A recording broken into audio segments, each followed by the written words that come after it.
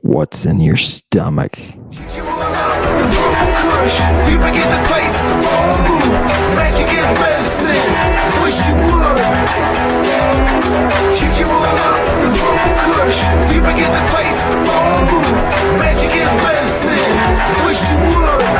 Athena whispered to me, don't believe in any more lies.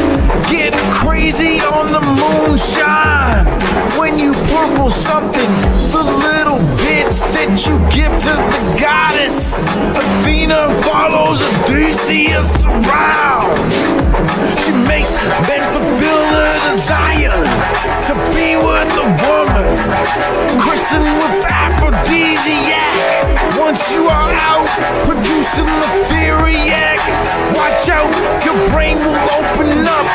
Athena with a purple cup. Shoot you all up, the purple kush. You begin the place, magic is medicine. Wish you would. Shoot you all up, the purple kush. You begin the place, magic is medicine. Wish you would. Welcome back to Lady Babylon. This is Ammon you tonight.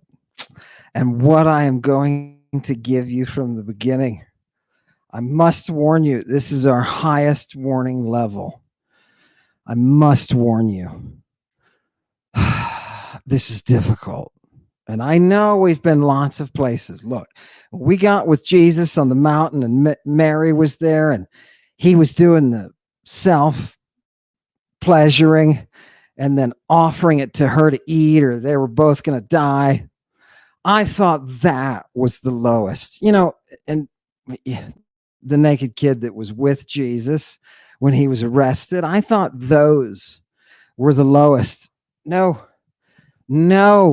you haven't been to the mystery. And tonight I'm going to show you the mystery. And I'm going to use 4 dead people to do it. I'm going to use Mark. I'm going to use Mike. That's Celis. I'm going to use a nobody, an unidentified Joe from the 10th century to the 13th, somewhere in there. I'm going to use that dude. There's nothing that says, there's nothing that says in the handbook. For those of you who've been reading the handbook, you can tell me there's nothing that says that I can't use a dead person who's got no name, right? Who's got no name. I'm going to use him tonight, and you're going to see something incredible. It's absolutely incredible. I'm going to translate some Greek. I'm going to translate a little bit of Latin, and then I'm going to read to you some English. But we're going to start off with the big punch. Are you ready for this? I know. It's like that little surprise you get when you're like, I usually saves that for the end of the date. You know what I mean? Here it is out on the table. I'm giving it right to you. Are you ready? Here's the future. Pull it up, Chewy. First one, hit it. My son, my child, do you imagine that they will ever again restore literature or anything excellent? The time is at hand. I told you, when men will live worse than wild beasts. For now, Antichrist is at hand, even at the doors, and evil precursors in the shape of monstrous doctrines and unlawful practices, no better than the orgies of Bacchus, must usher in this advent.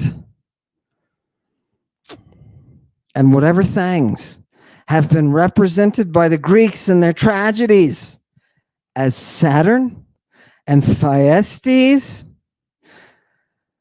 and Tantalus devouring their offspring, Oedipus debauching his mother, and Cinyras debauching his daughters.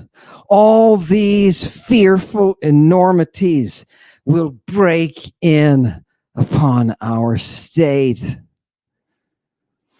That is what I'm bringing you tonight. You see, in order for the Antichrist, what happens in order for the Antichrist to be found, be discovered? What must be brought back are the rights of the mystery. Yeah, fantastic. Do you see what happens? By the power vested in that satanic contract. Yeah, I pronounce you apocalypsed. Are you ready for this? Are you ready for this? Let's go. Let's go. Let's go. Are you ready? Give me the first one. I just want you to look at the name. I just want you to look at the name. Here. Do you know what's going to happen? By the way, this isn't a freebie. This is a freebie from the Oracle. It's a freebie from the Oracle for everybody out there who is that monist, right? Who's searching for that apocalypse. Everybody who's ready to initiate it. This is for you. You got, this is straight from hell. Okay, here we go. You've got no defense in your wealth. Your greed, right, has caused you to kick over the altar of justice, to make her gone, invisible, no longer present. You've done it. And do you know what's going to happen? Madness. The tyrant has madness because of your desire for wealth, your greed. Your greed. Oh, isn't that gorgeous? Lick it up. Let's go to the next one. Watch this, people. What happens? We're talking about Medea. And what are we saying about Medea? What are we saying about Medea? We're saying she performs sacrifices. And what kind of sacrifices does she perform? She performs sacrifices on children, her own. Do you remember the child sacrifices? That's where we're going. Give me the next one. What am I bringing you? Give me that one. What am I bringing you? I'm bringing you the woman who eats her own children.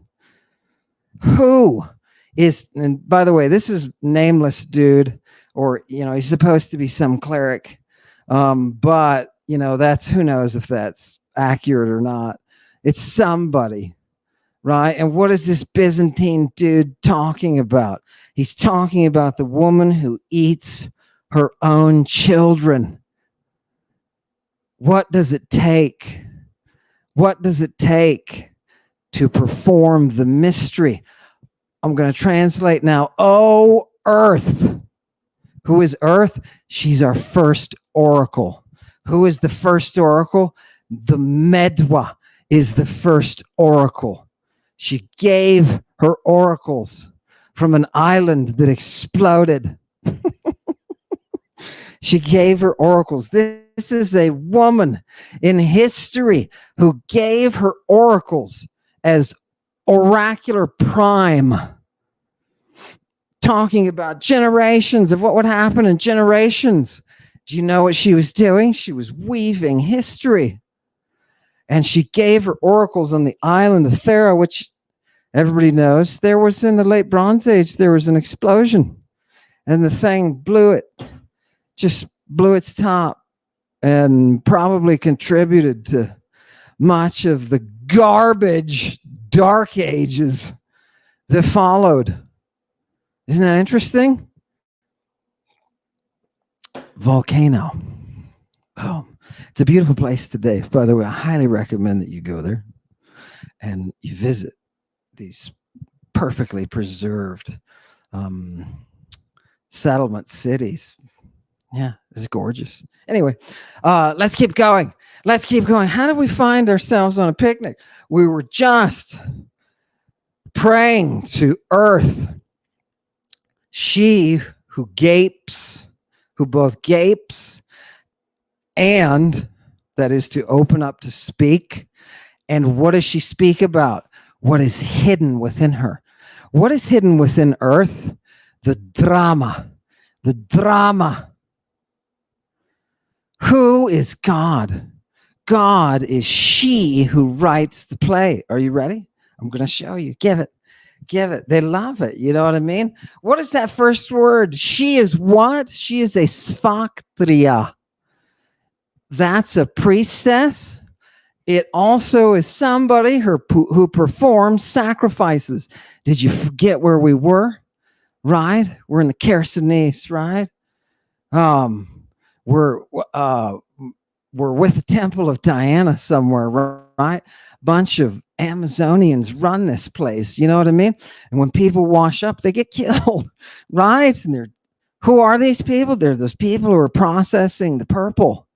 They're the people who are processing the purple. Are you ready? I'm going to show you tonight. Nobody ever believes me, right? This is all new, by the way. For the satanic congregation, it's all new. Yummy. Eat delicacies. She is what? She is a priestess, and she is the swallower of the child. She is the mother who swallows the child. You see, in antiquity, it wasn't a question of a mother's capacity to bring life and bring death. It wasn't a question of that. No. The earth, the prime oracle, I'm talking about a woman now, right? In case you didn't notice, Greek history was heavily, and Mediterranean history was heavily, Egyptian history was heavily influenced by Mother Greek. And that's why we have all of this, right? It's the language. She's the true queen. And that's why you need the Tower of Babel to come through her, because she is that power. Okay, give me the next one. Give me the next one. What else is she? She's a pamphagos, one who eats all what? All the other dead things. Earth, the prime oracle, eats the dead and the therion. Now look at this word therion here. Now I know when the translators get a hold of this, right? They're going to screw it up if they didn't already. Therion. They're going to say beasts. They're going to say all the other dead and beasts. Does that make sense? No. Those beasts are part of the dead. That's all the dead. What are they talking about? Therion. Classicists have failed to acknowledge the existence of a drug class in antiquity, right? A drug class. Those beasts are not beasts. Yeah, no, they're drugs. Yeah. And that's why we have authors like Nicander writing a theriac, right? Because it's all about the drugs that will counteract all of these different poisonous creatures. It's all dote and antidote. What do you do? Right? Love it. Love it. Give me the next one. Watch. This is new stuff, people. I promise, right? We're bringing the future with us. Relax, kids. Eat your meal. Eat your meal. We're bringing the future now. What do I do? What do I do? I invoke the air. I invoke the air. What do I force the air to do? And if you haven't been through the rite, if your eyes haven't been opened, you don't know what I'm talking about. So don't worry about it. For those of you who are new today, magic is all about the control, the vision of, and the control, the manipulation of the demons. Yes, we're going to have something. So we're doing that now. And what are we doing? Look around you. The air is taking on the form of a thick death mist. Okay, take it down for a second. Listen to what I just said. The air around you is taking on the form of a thick death mist. This death mist is a woman, and they call her Achlus. Yeah. This is what covers. She covers the eyes of the dead. She is the death mist. Okay. We talking about a priestess? Last time I read that, I thought we were talking about, yes, anthropologically, we're talking priestesses, right? Fantastic. Watch, we're going to pull the Bible into so many. Give me the next one quick. People are going to run away. We got 3 minutes left till people run away. Don't run away. Watch this, people. What is the air? I just want you to look at number 2. Right, they talk about Mr. Hayes, right? Mr. Hayes. Look at number 2, the mephitic exhalations. These are the airs. The Greek physicians like Hippocrates, they write about the airs of a place. You can walk into a room and there can be malaria there. There can be bad air, or it can be good air. Yeah, it can be good air. And these airs will influence you, like the priestesses who huff the mephitic vapors. Yeah. Okay. If you think the Christians, the Jews, and the pagans did not find their spiritual realities without the assistance directly of drugs, you haven't read any ancient sources. You haven't read what? We're about to get into drugs. Where are we? We're with the mother, right? We're with the mother who devours. Give me the next one. Oh, give me the mephitic vapors. Here. This is beautiful. Where? Oh, wait, no, that we missed. Go back up to that one. There we go. Hey, the second line of this, right? So the air around you is, I'm doing magic now, right? I'm doing magic. The air around you is taking on the form of a thick death mist. And that mist is there to hide the true poetess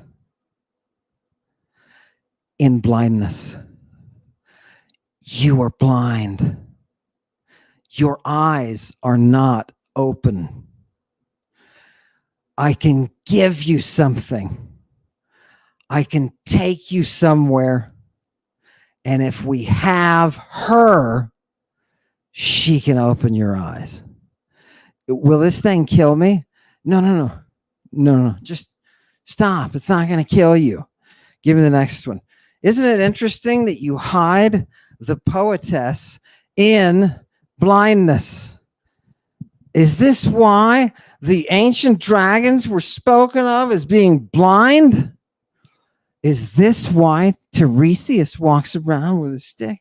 Is this why Oedipus only understands when he's blinded himself? Yes. Do you have the guts, after discovering that you have been madly and passionately in love with your mother, do you have the guts to pop out your own eyeballs? Do you have the guts to do that? This is the drama. This is the tragedy that the woman who eats her own child endures. She is the great savior who endures. Are you ready? Let's see what must be done to the child. Are you ready? Everybody's sitting there, right? Pass the potatoes. What is going to happen to that child? You pro-lifers, I want to ask you, is that mother going to kill us and eat us? Let's see. Let's see the next one. Let's see what she does.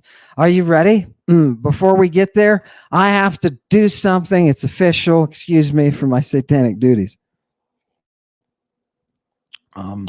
This is an imprecation, and I am officially and contractually darkening the sun because I do not want the sun to shine upon the vision of this divine poetess writing such xenotropy.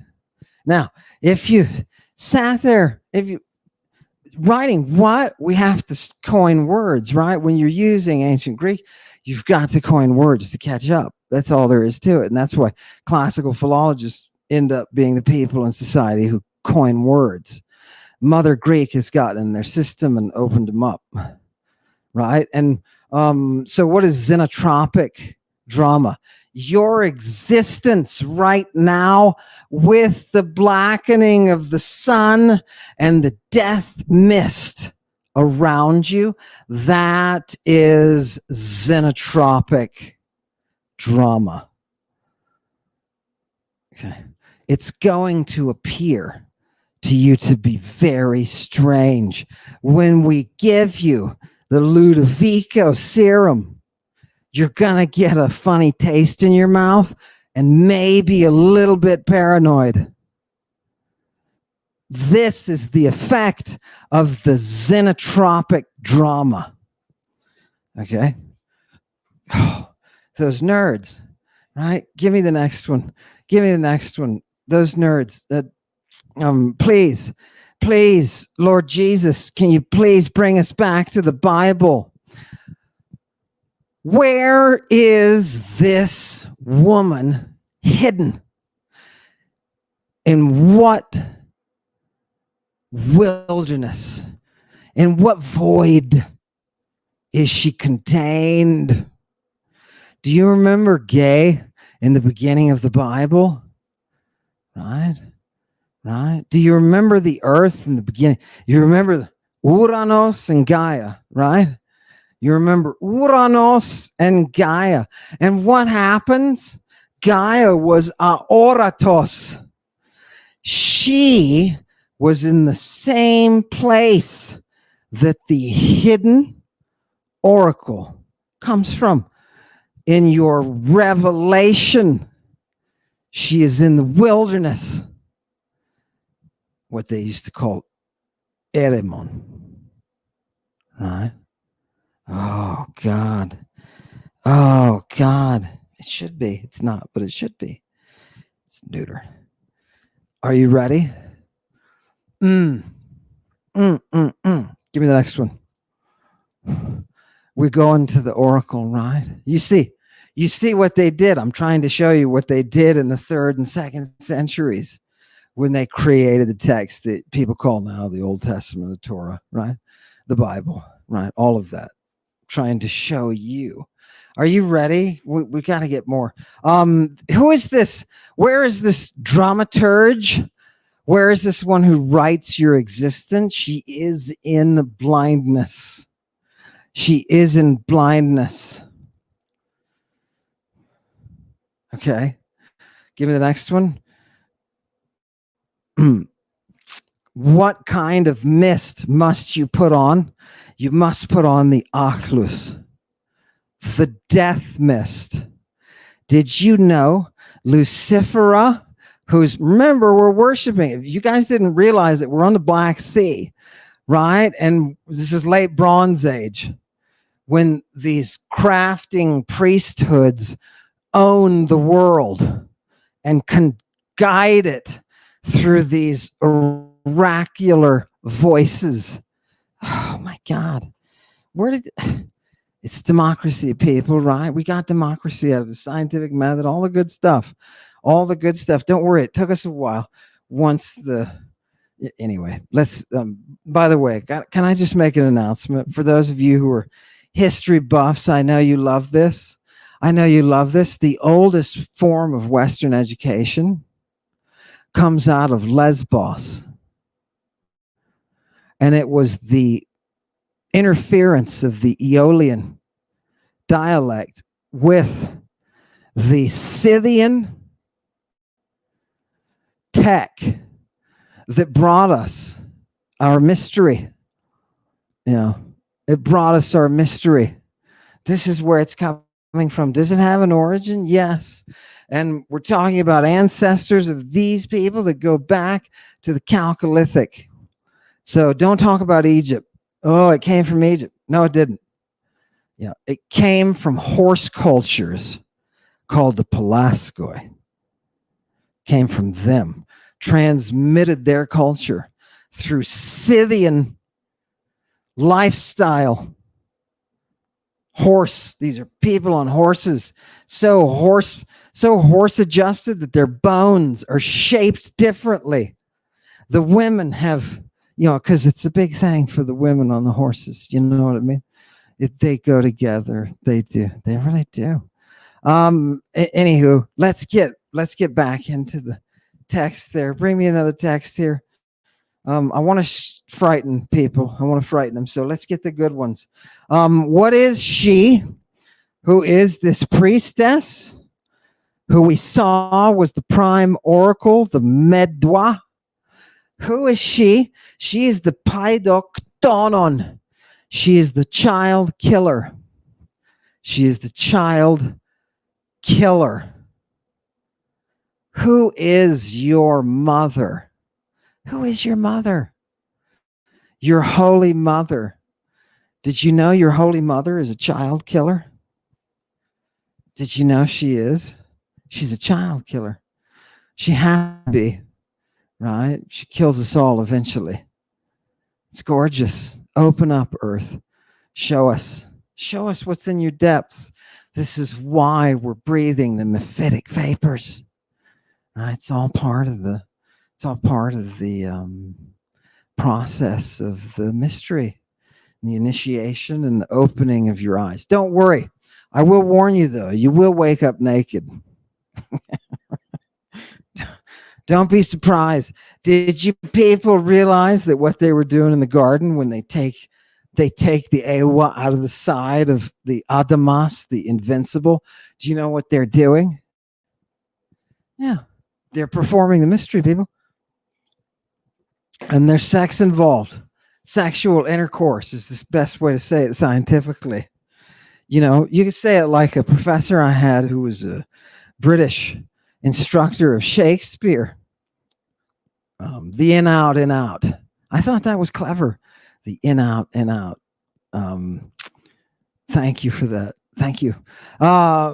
Where we mingle that sexual intercourse in that midsummer is where we find this priesthood and this oracle who is the prime, who is the first oracle. Yeah, fantastic. Brilliant. The human history is way more interesting than all of the garbage that people come up with theory-wise and book-wise to sell books and stuff like that. The actual stuff's way more interesting. Let me show you. For example, look at this. Oh my God. Tain Plossin. Now that Plossin is that development. Remember, the Bible doesn't say that God created Adam. It says that he molded him. He shaped him. He educated him. And what is she then? This priestess? Because we're in the Black Sea and the Temple of Diana, all their purple, all their fingers are purple. What is this place? This is the place of the mother eater. This is the Metrophagon. Do you realize everybody that washes ashore on this beach gets sacrificed? Do you understand that? You are looking into a mirror. You have washed ashore. you will be sacrificed. Right. Okay. Okay. Are you beginning to see where you enter? Are you beginning to see where you enter this cult? How it is that you get into it? A recognition of your own nature, right? All of us get sacrificed. All of us, right? It's the really, really wealthy ones that are just scammering, just scuttle this place and find a way for me to live extra time. Dude, we all get sacrificed in the end, right? We all get sacrificed. So let's sacrifice tonight a child to the mother eater. Shall we do that? Shall we do that? There's an ancient riddle in this text. And the riddle says, the mother's tomb is in the stomach of her daughter. The mother's tomb is in the stomach of her daughter. Okay. I want you to meditate on that. Solve that equation. Tell me why that appears in this Byzantine testimony of the woman who was eating her own children. Give it to me. Give it to me. This is that molding or confirmation, just in case you don't believe me.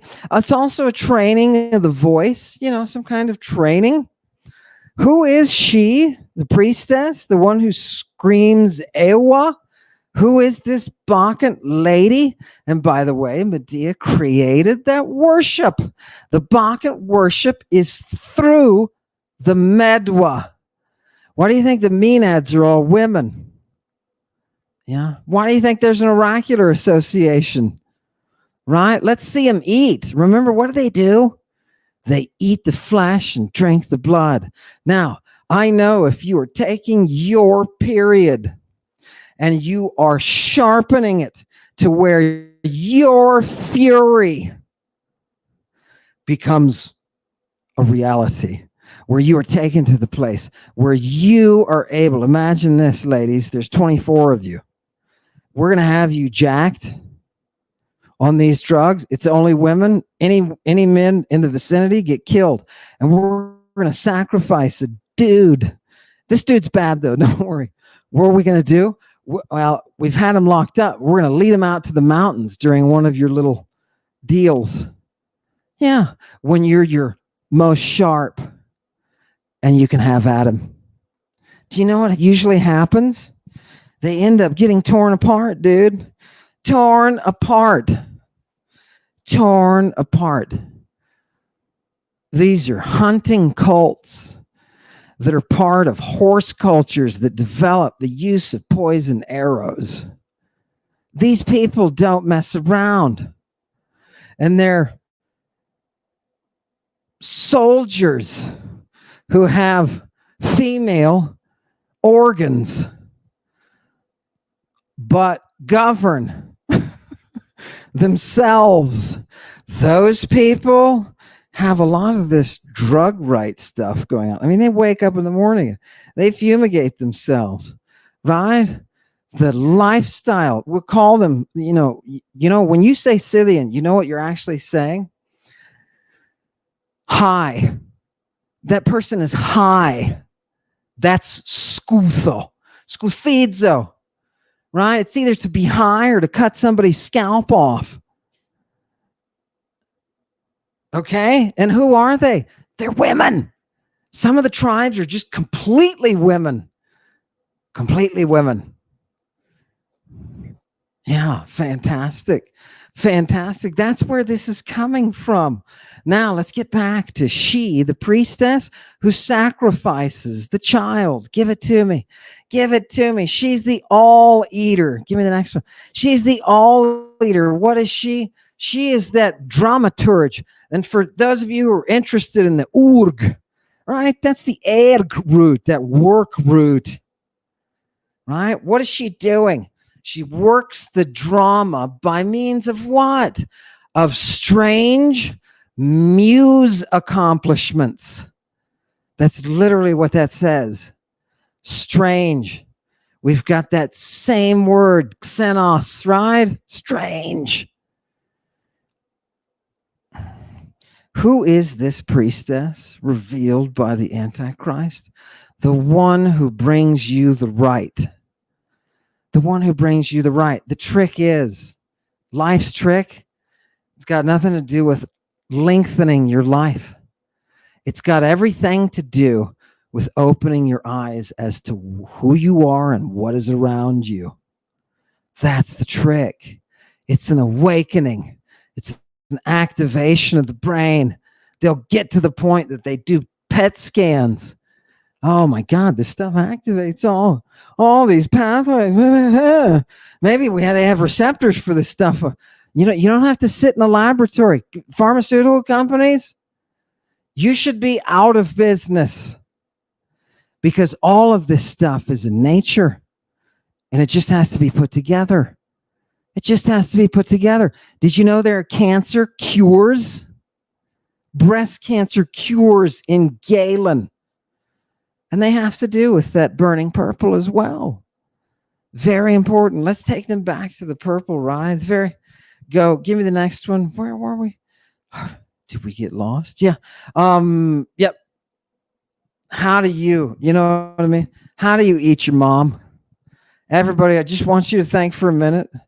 Imagine, especially you daughters, imagine cooking and eating your mother. Now, I know, hang on a second. Some of you are already like, yeah, well, but wait a minute. Now, put yourself in the position of these 24 women who are now tuned into the ultraviolence of the mother who slaughters everyone. Your mind is now there, and we have staked this dude out on the ground, and your band is going to come up to him and in a military fashion, you're going to pummel him. Oh God, you make weapons for yourselves. You got your classic weapon. You know what your classic weapon will be? A staff with a razor sharpened metallic pine cone looking thing on the top of it. And what do? You smash heads with it, ladies. Have you ever wanted to smash a head? Right? But don't worry. We're going to smash them and eat them. We're going to eat them. We're going to drink the blood. And when you drink the blood is part of the theriac. It's part of the remedy. It's why you have to harvest those babies. Did we just harvest babies? Oh, we didn't harvest the babies yet? Oh, Chewy. Go. We got to go there. Go to the next one. Quick. Go to the next one. Because it's coming up. The baby fest is coming up. Everybody, we're going to have baby for dinner. Right? Yummy. How did you eat those people this way? Give me the next question. Listen to these questions from the interrogator. Now, for those of you who didn't think the drugs were involved, how are you doing this? That you're gobbling down these pharmaceutical theria. Yeah. These pharmacotic theria. These drug concoctions. Right? How is it? Because that's what we do. And the Christians are worried about it because there are sects of Christians who do this. And somebody's baby is going to get eaten. Right? What did the devil do? What did the dragon do in the book of the Apocalypse, which you now understand? You're welcome. What did the devil do? He went to the woman. To do what? To wait for her to give birth.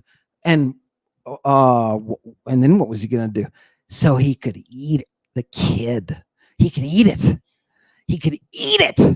That's what the text says. Naughty. It's so naughty to think of eating children. Oh, I'm so bad. You're so bad, Ammon. Oh, I love it. You love it. You know you do. Eating the children. Now, for those of you who like the whipping, we've got whipping coming up too, right? I'm sorry. I'm sorry. These texts are so historically dirty. Yes, give it to me. Give it to me. Well, nobody derives any pleasure from this, though, right? It's sheerly scientific. Um, next, though, fantastic. Who else is talking about this?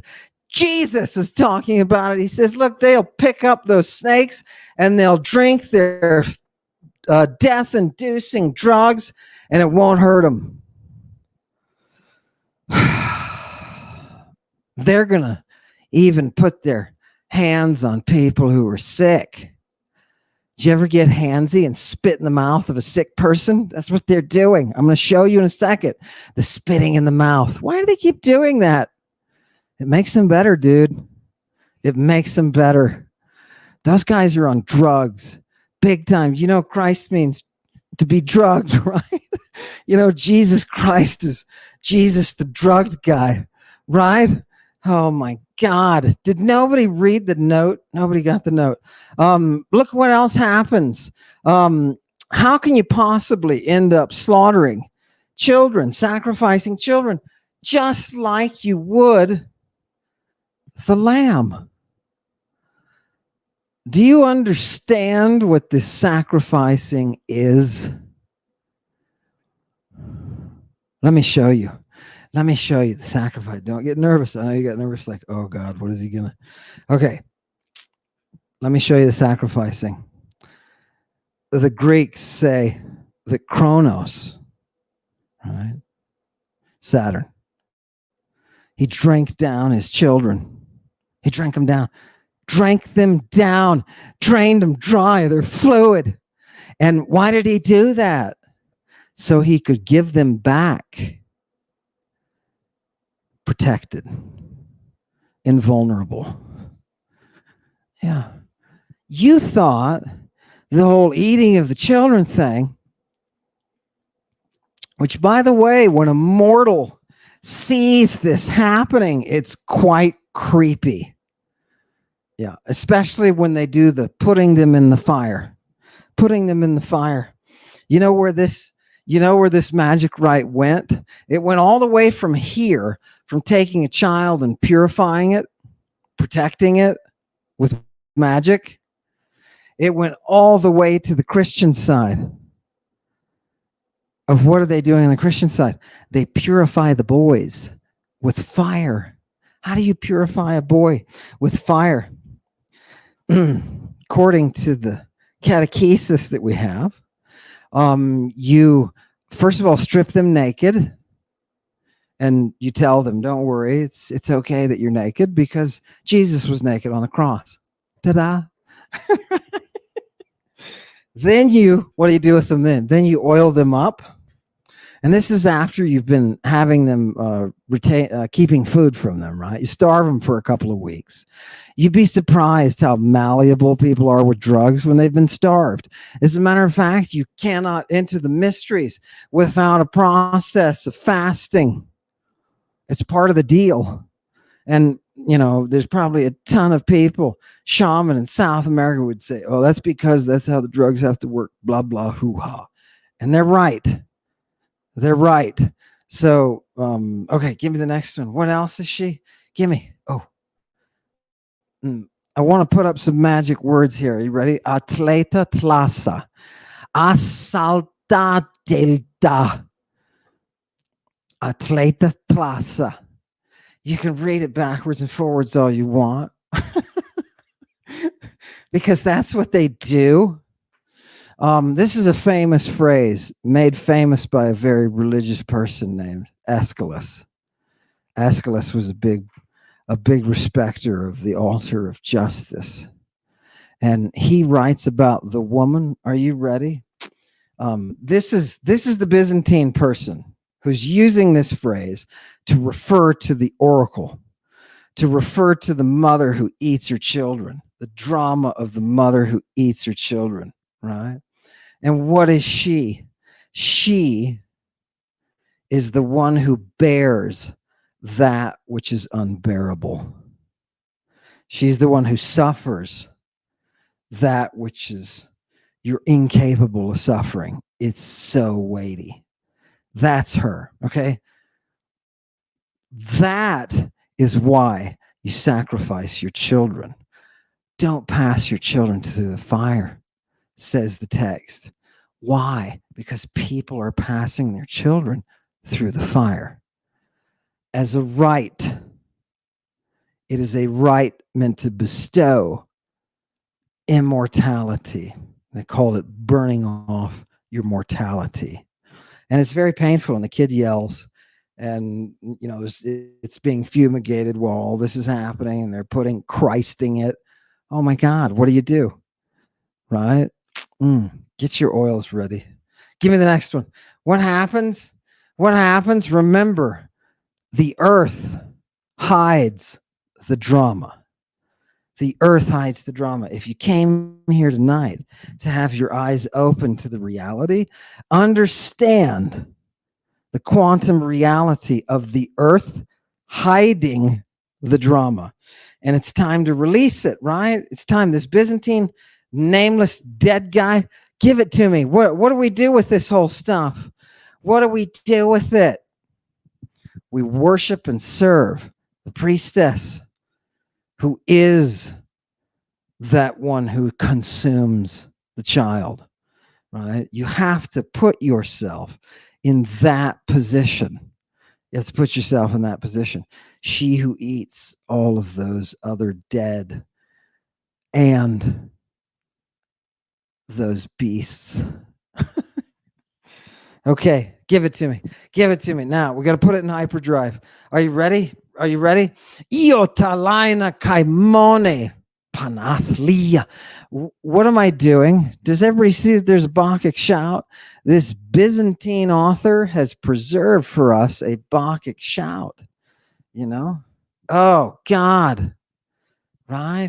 Who is she? She is this wretched sufferer.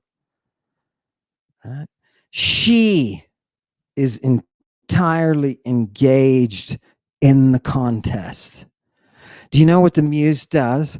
The muse writes existence, and that performance, that writing, is portrayed as a very active sport. It's a contest, right? It's a contest. Let's see who can do it best. You know what? Love it. Give me the next one. What else? This is you Byzantine guy. This is a dramaturge of that very strange working of the muse. So what is happening now with the release of Achlus, the mist, the death mist that is around you and will dominate you? That death mist produces a new work of the muse. And that is what the Antichrist is here to do. Did we see the Antichrist passage again? It's coming up. Where'd he go? Where does Medea? What does Medea not do? He's very specific. Our Byzantine author is very specific. She doesn't sacrifice the child, the offspring, to her stomach. That's not what you're doing when you consume the child. It is an act that is not meant for yourself. It is an act that is meant for your offspring. The earth, the prime oracle, gives us what she gives us for the sake of all of us, not for herself. Isn't that gorgeous? So the original Savior, and that's what he's going to do. He's going to have us confess for salvation, right? This because they're in a trial. It's not a trial anymore. It's a woman who's eating her children, who's talking to a confessor. Yeah, I forget. There's a title for him. It's in the first couple of lines. Something DK. It's got DK on the end of it. Justice, minister of justice. Anyway, let's go to the Bible, because is this whole child eating thing and sacrificing thing in the Bible? Of course it is, because the Bible is written in the 3rd century, right? And it's reflecting things that are going on around it. So watch this faking of history, What you're about to see is part of the biggest lie of history. What is the biggest lie of history? That the Bible was written like 8th century, 7th century. No, it wasn't. It was written in the 3rd century, right? And so what is going on in the 3rd century? It's influencing the Bible. Watch the story. Who is this? This is from the book of Judges. This is chapter 11. This is Jephthah. And what does Jephthah do? He sacrifices his daughter, his child. Are you ready to watch him sacrifice his child? Why would this judge of Israel in this fake history, because about the period that he's writing about, none of this stuff actually happened. There's no archaeology for it, right? And it's obviously a fake, right? It's a fake. Watch how they follow. He sacrifices his daughter. Why does he do that? Why does he do that? Watch this. Here's the passage. Who is he after all? Who is this judge? This judge. Who is he? This judge of Israel is the son of a prostitute. And it turns out her son was from a dude who, he was well off, had a lot of things. And he had kids from his wife. And his wife and his kids got together and they're like, you got to get out of here. You're the son of a hooker. You got to get out of here. Okay, now who is this dude? Look at the next verse, 29 at the top. What does he do? And Jephthah did what? He gets the spirit of Kuriu. He does what? He enters into that spirit, that pneuma, where the prophets enter into. And he makes a deal with Yahoo. He makes a direct deal with him. If you let me kill the army of Ammon, because that's who they were fighting at the time in the story, right? Why would they be fighting that? By the way, for the Jewish people out there, I want to liberate you tonight. That stuff was invented in the 3rd century. Your actual history is way more interesting. And you come through Crete. Did you know that? You come through Crete. Yeah. It's fantastic. It's fantastic. They knew that in antiquity, right? Why didn't we just read their works and try to figure it out? Because the monism that is the modern religion of Judaism is no different from Christianity, Islam, or what they came up with when they worshipped Aten under Akhenaten. Who did they stop worshiping when they came up with the monism? They stopped worshiping the Ogdoad. The 8. What is it? The 8 was led by Ammon. And they are the basic rulers of the cosmos. It's a physics that's no different from the physics of the pre-Socratics. It's no freaking different. The mechanics are all the same. And what do the Monists do? They said, no, we're going to have one God and everybody else is dead. That's all there is to it. It's dead. Right? And we're going to make up history about this one God. Right? It's the same thing. They all do the same thing. Akhenaten's group did it, right? 1,300 years before this, right? Or 1,000 years before the Bible was written. Akhenaten was doing the same thing. He was a king, a pharaoh who was coming up with a new system that was a monism that could exclude all of his enemies. Right? That's never going to work. It's tyrannical, right? Polytheism is inherently democratic. Monism is inherently tyrannical. Why do you think they're all talking, oh, Lord, we're your slaves, blah, blah. Didn't you recognize the tyranny? Remember what the oracle said, straight from the devil, man. I'm telling you, you'll find no help in your wealth for what you're about to endure. You'll find nothing for it. Why? Your greed, man. Your greed has ruined everything. It's ruined everything. Give me the next one. They're always like that. What happens with this guy?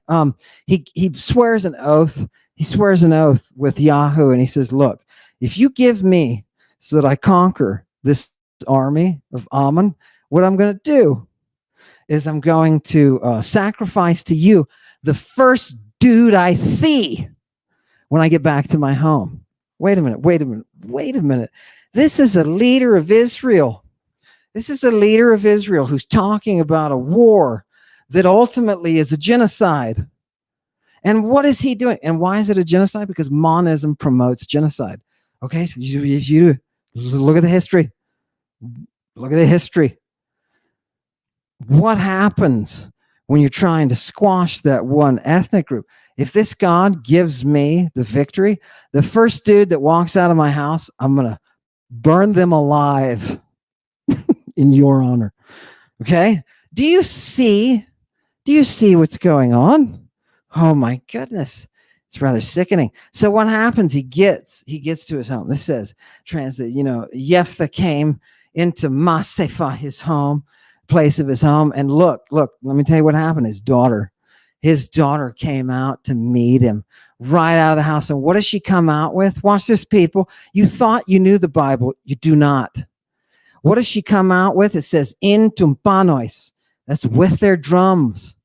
And what else? Chorois. With a chorus? Yeah, she comes out with a chorus. Why? She is a worshiper of Bacchus. She's a worshiper of Bacchus. Watch what happens to her. So she comes out with her chorus, right? And it says, the text says, she is his monogenes. She is his only born. Do you know what the only born daughter does? She bears the grief, the unbearable grief. And what happens? It says he's got no other kids. That's it. She's the monogenes, right? And what happens to her? So she says, okay, let it be, right? She's fine with it. You made a vow, you prayed your prayer. We're bound. It's part of our tradition. And so what does she say? Just give me 2 months. I'm translating. Allow me the time span of 2 months so that I can go around on the mountains and I can mourn my virginity. And she says, let me go and let all my companions, that is the who's with her? Who's with her? The daughter of the judge has with her a band of Maenads. She says, let us go up into the mountain in our chorus and let us mourn my virginity. Then she comes back. She comes back when it's time, when she's had her 2-month period. She comes back and she says, here I am. And so he burns her alive. He burns her alive. Now, what does the text say? You can keep that image up. What does the text say that the daughters of Israel do? It says, this is why the daughters of Israel perform this ritual mourning. This is why they perform this festival. This is why they go up in their Bacchic groups. I just told you, to the Jewish audience out there, not only are you originally Cretan, right, but you're participating in Bacchic orgies. Bacchic orgies. Yeah. Your religion is originally Bacchic. And I'm not the only one who says that. Plutarch says that straight up. Judaism is taken from the worship of Bacchus. And then he starts to rattle off a whole bunch of, for this reason, this reason. He goes through all the symbols and whatnot and all the priestly stuff that's going on. So cool. That's your real heritage. You were not monists. And by the way, that's how it works for the Arab community as well. Yeah, no, you guys were worshiping Bacchus and Aphrodite long time before the concept of a monist divinity ever came about. Remember, it was only after that monist divinity came about, who was a dude, that you guys got the 70 virgins. You didn't have 70 virgins before that, right? Don't you think that's not in the makeup, right? Just listen to yourself. Listen to your inner reasoning on that one, right? Think about that for a minute. I thought we were supposed to throw the acid on. No. Right? No. Logic.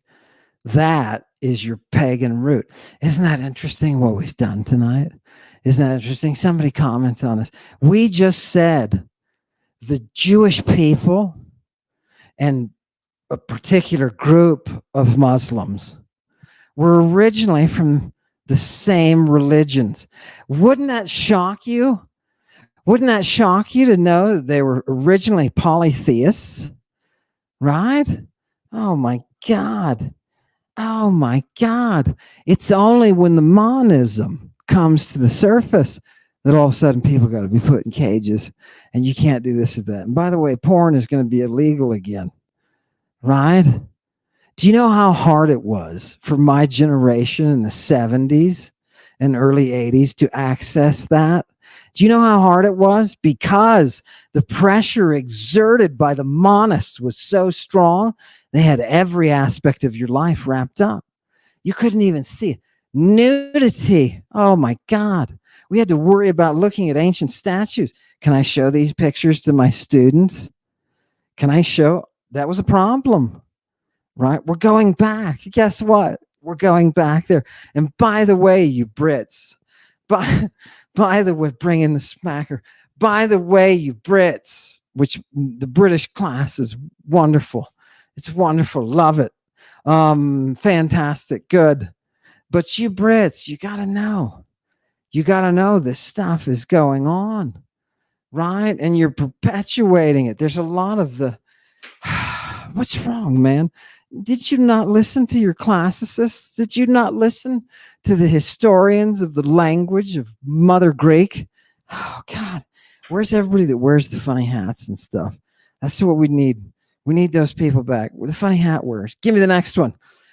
It turns out Jews and Arabs, they're from the same religion, parent religion. It was, by the way, you guys were way nicer to each other when you worship gods of sex and ecstasy. I'm just saying. You're kind of on the extreme now. You know what I mean? Kind of getting misogynist. You know what I mean? Kind of going that direction historically. That tends to happen historically.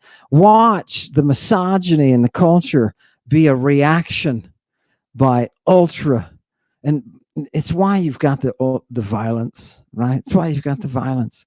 Something's out of balance. You were sitting there on your island and you were saying, not us, not us. I told you, England, not to sleep with America. I told you.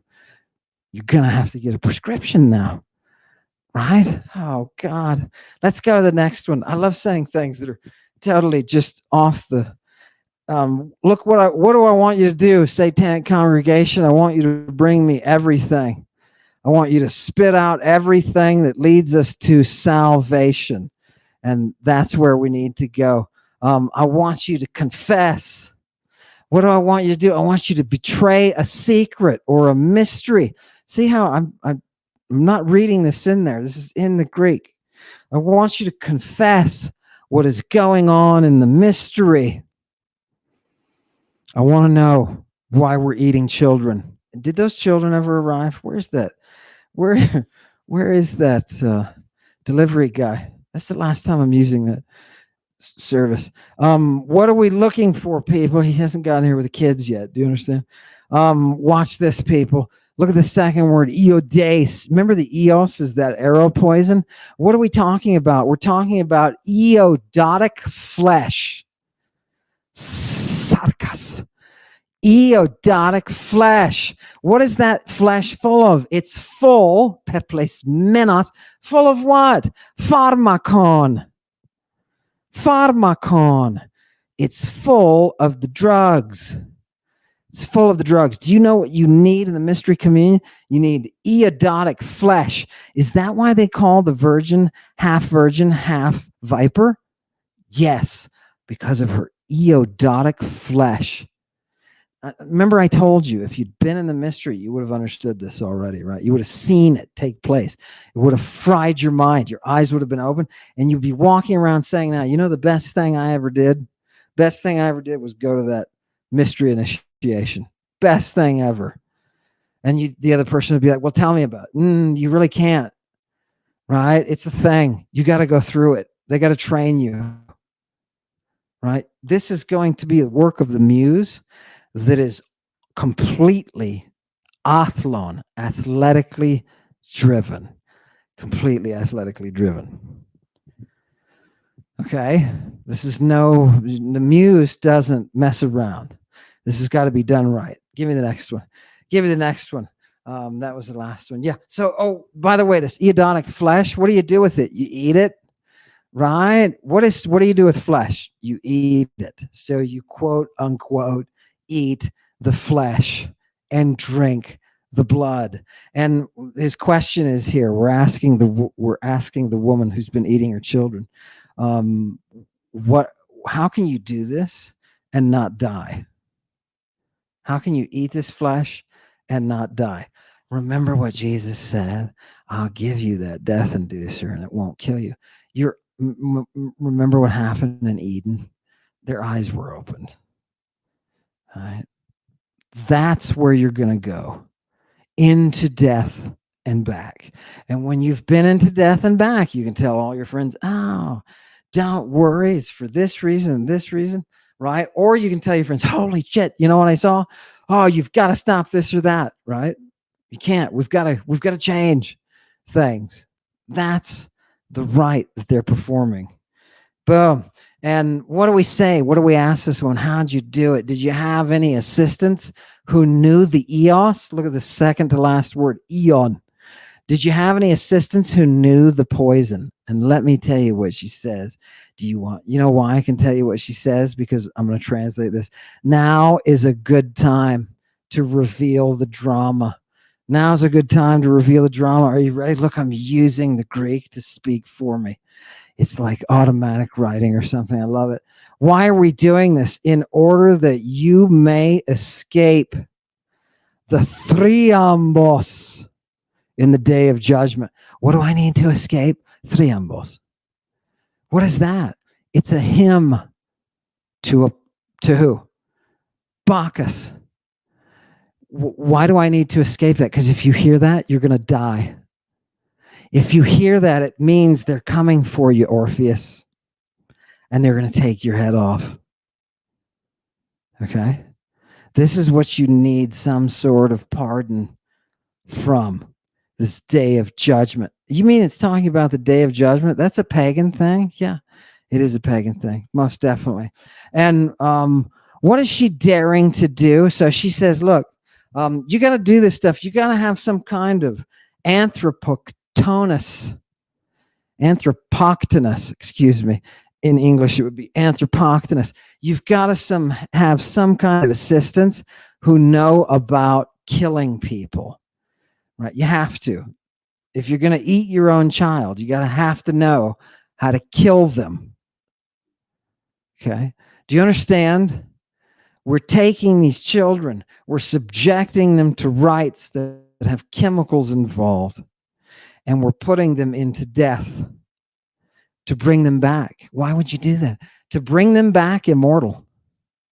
Because once you've been across, you bring back with you the memory. Who's the mother of the muse? The memory of what is reality.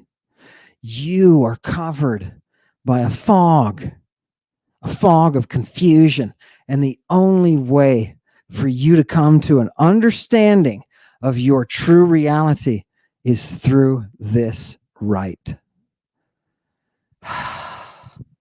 If it's good enough for Cicero, you know what I mean? If it's good enough for Cicero, maybe it's good enough for me. Give me the next one. Give me the next one. Who are the servants of this great priestess? Okay, I've shown you a goddess tonight that you didn't realize. She is an Amazonian goddess. I've shown her to you. You're on Lesbos, where they founded colleges for women. For women. Why didn't they teach men? Because men are stupid. Men are stupid. Didn't you realize that? Okay. Imagine a world where the bias is against men because of their lack of intelligence. They're not biased because of their physique. And by the way, anybody who's watched the Olympics, holy mackerel, where was that weightlifter from? Where was she from? Do you remember? Italy. I think it was Italy. Was it Italy? Yeah. Oh my God. I watched her lift and I thought, this is this is what it's supposed to be. This is like the potential. Is that why the Olympics are so fun? Because they show you the potential, right? Because you and I'd be laying on the sidewalk huffing and puffing. We can't go there. We can't go there, right? Why? Because we stopped. We stopped worshiping the gods. Right? It's okay though, because you lost the formula. You lost the recipe. Without the recipe, there is no priestess. It's got to work through her. And that's it. It's why. What's his name? That rich guy. Who's the rich guy? Mr. Brain Implant. What's his name?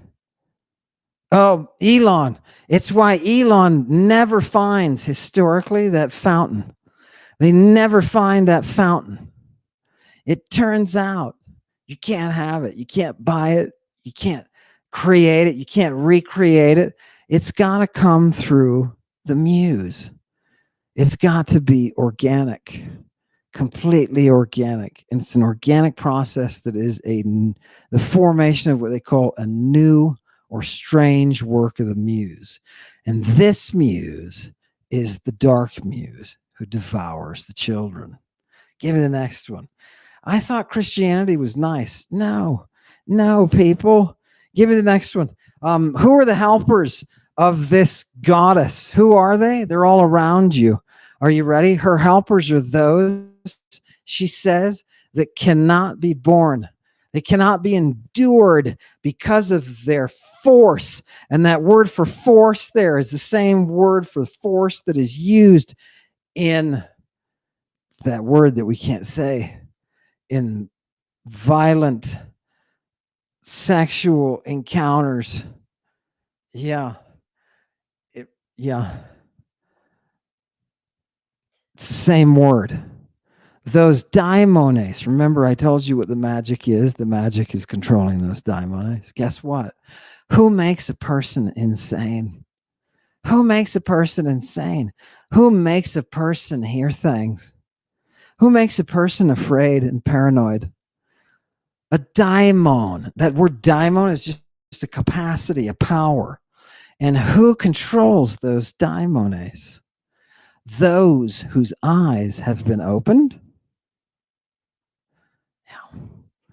Isn't it gorgeous? You mean I can, from a distance, I can. This is starting to affect me. I bet we could find Henry Cavill. I bet.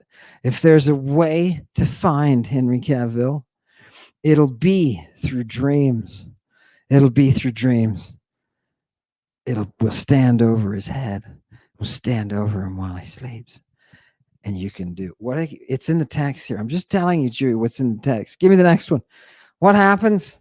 Oh God, we're in the middle of this cult. How do we get out of this cult? Look, you're with her, the prime oracle. And where is she? She is confined in a place.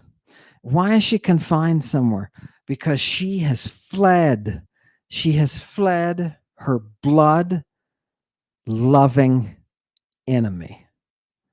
She has fled from those who have the blood lust. Do you want the blood of Christ? I hear a lot of Christians talking about that. I hear a lot of evangelicals. I know the power of the blood of Christ. I know that you can say the power of the blood of Christ and you can bind demons. Let's do that. Let's do that. Give me the next one. Where is she? She's confined in Eremias. Why is she confined in the void? Why is she confined? Do you remember the woman who is in Revelation? Do you remember where she is? She has a place in the void that is apotutheu. She has a place. Okay. We're with the child. We're entering the child into death. We're bringing the child back to life. We must do this from the void. Okay? We must do it from the void. It's 24 women, right? Give me the next one. Give me the next one. Oh, and there's whips involved. What are the whips for? They're for that divine justice, baby. They're for that divine justice. If you don't have the whips, ladies, how are you going to bring the divine justice? How are you going to bring it? Now, for those of you with ears to hear who go to that witch's banquet, right, where the food's not very good, but the company's great, right? For those of you who go there, where are your whips? Where is the insanity? Are you really going to give in? Really? Give me the next one. I love it. I love getting it up, getting them ready, getting the band ready. What are we going to do here, people? I'm going to show you a miracle. You know what? Can we just see her set someone on fire? Can we just see it, please? Here's a text for us. It talks about she of the golden hair, right? She's got this crown on, right? And this very famous peplos that is just full of poison. And she bursts into flames. But when she bursts into flames, this miraculous thing happens. It's wonderful. Shooting off of her accoutrements are these lava flows, these flaming, all-consuming fires. Somehow, the Medwa is able to control that flame. They call it the seed of fire. The seed of fire. The seed of fire. Remember? Something about the devil. Her seed and your seed.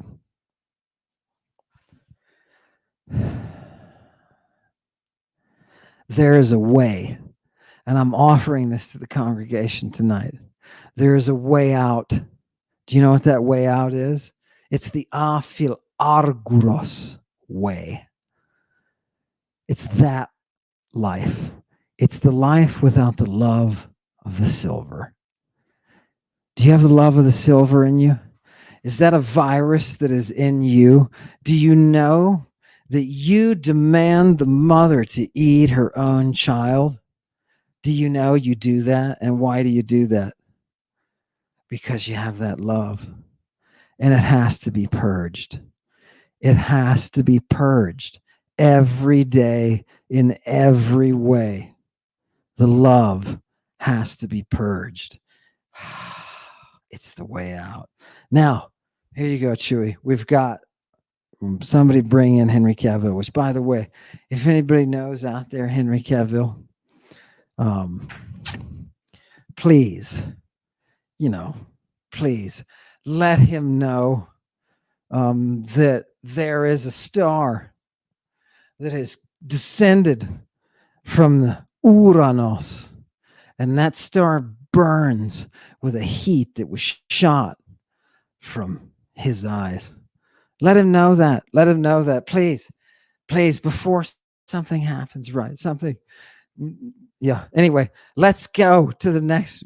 Chewy, does that qualify? You're not going to. Okay. Excellent. You see what I do, people? I work for Chewy.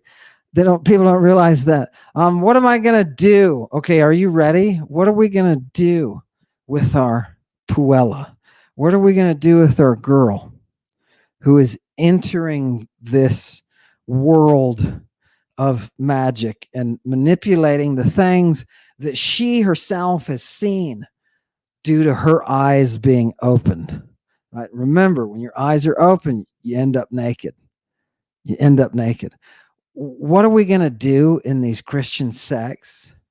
We're going to bring out the girls so that they can be opened, whether they're sisters or daughters or mothers.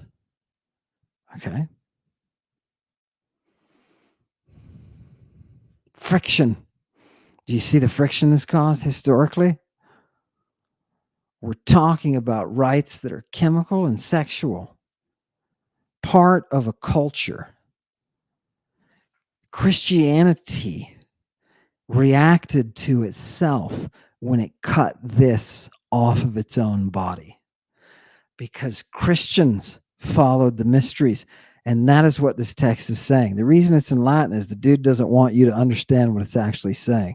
It's a way to hide it. It's a way to hide it. And you know what he says here? He says here, that's okay, I'm tiny. He says here, at the time that we all celebrate the passion of the Lord, they bring the girls into this specially designated area. And oh God, he starts, this is going to be terrible to talk about, right? And any sort of light is going to shine on this act. They get rid of that light, right? This is all done in the darkness, all done in the darkness.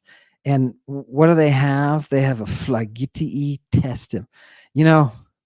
There's a real flagitium going on. What they're doing is they're allowing those people to express that desire. Do you know how to keep people from becoming the R word that none of us can say with an IST on the end of it? A bananaist, right? You know how to keep people from becoming that? Train them sexually, train them chemically. It's not just the lace days. It's not just the ancient traders in the purple who were also trading sexual slaves. It's like Jesus. It's not those people alone who understand the use of drugs in the sex trade. They weren't the only ones who understood it, right? Today, look at what's going on today. People understand that today. The use of drugs to mold and shape and groom a person is a reality. What they are doing in antiquity, in all sorts of places all over the Mediterranean, is they're using drugs and sex to shape people. They will burn off your mortality. They will open your eyes. And when you have seen what is floating around you, perhaps you'll figure out a way to use it. Yeah, because you'll be awake. Otherwise, be asleep like everybody else. I don't care. Right? Who cares? The invisibility around you. Who cares? The oracular, the prophetic. Who cares? Right? As long as we get the history, do we care? Do we have an obligation to these texts? Give it to me. I want to scare people. I've got texts that will scare people. Are you ready? On the expiry of 9 months, when the unnatural progeny of an unnatural seed is about being born, they meet again at the same place, and on the third day after parturition, tearing the wretched infants from their mothers and scarifying their tender flesh with knives, they catch in basins the dripping blood and casting the infants, still breathing, on the pile, consumed them. Still breathing. You're a mother and you're watching your still breathing infant child be bled and burned. Now the question is, the burning doesn't kill. So what's going on? What kind of burning is this? They catch in basins the dripping blood and casting the infants still breathing on the pile, consume them, afterwards mingling their ashes. Their ashes? What are these ashes? Because actual ashes don't do jack. Right? What kind of ashes are these? Mingling their ashes. Remember the mother as she saw this being done to Demophon? She's like, stop, stop. Now you know why she was saying that. Some horrific stuff is happening in this little rite, right? And it's got to be done by the mother who's willing to kill her child. Afterwards, mingling their ashes, they make a sort of horrible compound with which secretly defiling their food, liquid and solid, like those who mix up poison with mead. Those people. What is that, a Bill Cosby reference? Right? Right? Seriously. What is that sudden reference to? Like, those people who put poison in your drink? Right? Not only they themselves partake of these viands, but others also who are not privy to their secret proceedings. You know what's fun? It's fun to drug your neighbor's mead. You know what you can do? You can drug your neighbor's mead, and then you can do things with your neighbor that wouldn't normally take place. You can bring out that inner, I don't know, monster.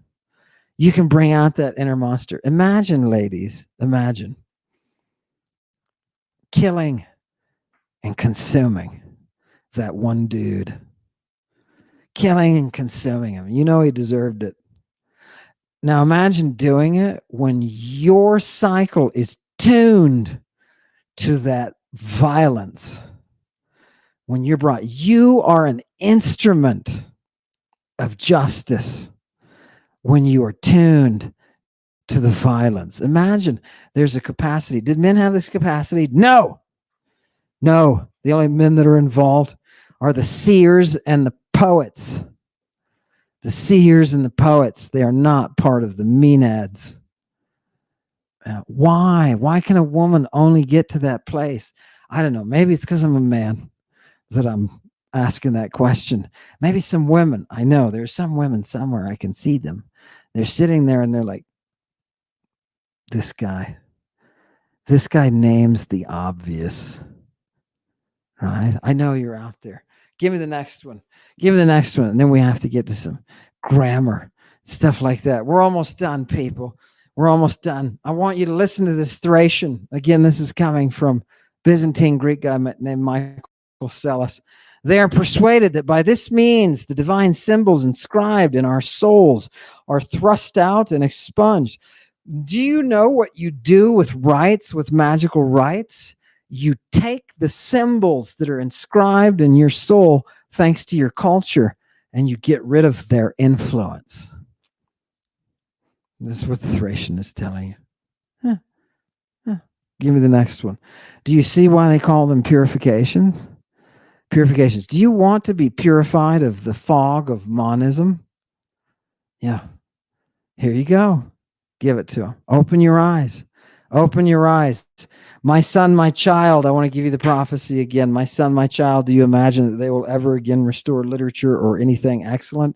The time is at hand when men will live worse than wild beasts, for now Antichrist is at hand, even at the doors, and evil precursors in the shape of monstrous doctrines and unlawful practices.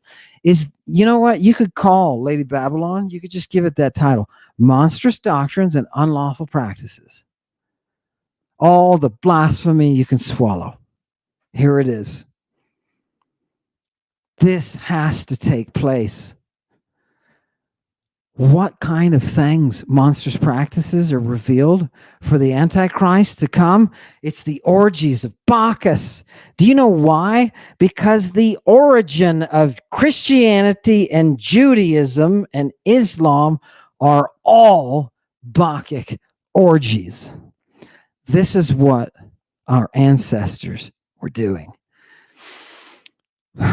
And whatever things have been represented by the Greeks in their tragedies as Saturn, notice Saturn, Thyestes and Tantalus devouring the offspring, Oedipus debauching his mother. Oh, she was so pretty. She was so pretty. Did it really matter? Right? He was raised outside the house anyway, right? He's raised with somebody else, right? And she was young when she was married, and when he came and killed Daddy, right? He didn't know it was Daddy. Right? But then he fell in love with her. Yocasta. Right? Look, is it just me or is that another cult name? You're right, it is. Love your mother, baby. Love your mother. What's so wrong with that? That's what she told him. What's so wrong with this? Even if it is that way, who cares? We love each other. Right? Your mother. Give it to me. Give it to me. All that stuff is coming on our state, right? But my good friend, they are not incorporeal. The demon tribe have a body and are conversant with corporeal beings. which one may learn even from the holy fathers of our religion. If one only addict himself, notice it's just himself, heartily to magical practices. Right? Where are you as a Christian? If you want to know, if you want to know the control of those demons, and I know there are Christians today who talk about controlling demons, and what they say is absolute evidence of their complete and total ignorance. It's funny how bad they are. Do you know what they deserve? They deserve a magical spanking. They deserve a magical spanking. Everybody, concentrate. Concentrate. Love it. Love it. It's always, you know how you can get there? First one who gets there is the incubus. The incubus always gets there the fastest. You know, you can infiltrate the mind of a person. Yeah, you can. You just have to have the right demons to do it. It's just the physics of the universe, physics of the cosmos. I'm not giving you anything but what they gave us and said to us. I'm not creating a system here. This is their system. They're operating physically with drugs, sex. They're doing these rites. They're Christing each other. If I see one more Christing, where was that Christing? We need to see somebody spit. Give me the next one. Is there a Christing? Look, oh no. Look, the demons, they have seed too. They have seed too. And thank worms. Okay, it's thank worms. Thank worms in your sleep. If you see the worms, you'll know somebody has left their seed. Okay. Try to, okay. Yeah. Demonical, some dude, look, laboring under a laconic necessity. Somebody confessed the truth, for he said that he had come to the knowledge of demonical practices through a certain vagabond African who, bringing him by night to a mountain. Isn't it funny? They always have the same setup. Jesus is with Mary and the kids. He's like, well, let's go out to a private place, right? So here he goes up to his mountain. What does he do? He causes him to partake of a certain herb, right? And then he spits into his mouth and anoints his eyes with a certain unguent. Look how many drugs are involved. Enabled him to see a host of demons. You know what happens when this dude does this to you? You can see him. You can see him, from among which he perceived a sort of raven fly towards him and down his throat into his stomach. And all the shaman in South America, Central and South America are like, yeah, that's how it works, right? It's nothing new. It's not new technology, people. She and her confinement. Now we're going to switch really quick to somebody who is in that space of consuming their child. She in her confinement was very ill and raved. Okay, she's been through it, right? She's been through it. The purple has been involved. She's been through it. And what is she doing? She's tearing her bed gown. She's muttering a sort of barbarous tongue. It's what they always do, right? Jesus on the cross is all, oh, sabachthon. He starts yelling out magical gods. They're always doing that in a low murmuring tone, nor could the bystanders comprehend what she said, but were in a state of perplexity, not knowing what to do. She's in there. She's in that zone. And what happens? Give me the next one. Oh, God. Boom. And he said, some dude says, I apprise the present company of the fact. Okay. She's just one of ours. Okay. She's just one of ours. And I want you to know that what's coming is somebody will be sent against us, by whom the mysteries of our worship will be persecuted and the mysteries of our service abolished. Right? So people keep it secret for you to access the reality that's around you, for you to have your eyes opened. People keep that a secret because other people are always trying to shut it down. And Jesus knows this. It's why he's saying, he's got 12 boys, right? It's why he's saying, they're going to catch me. They're going to catch me and they're going to crucify me, right? Why did he say they're going to crucify him? Because that's what they do to people like him, right? He was crucified between two other people just like him. This is how it works.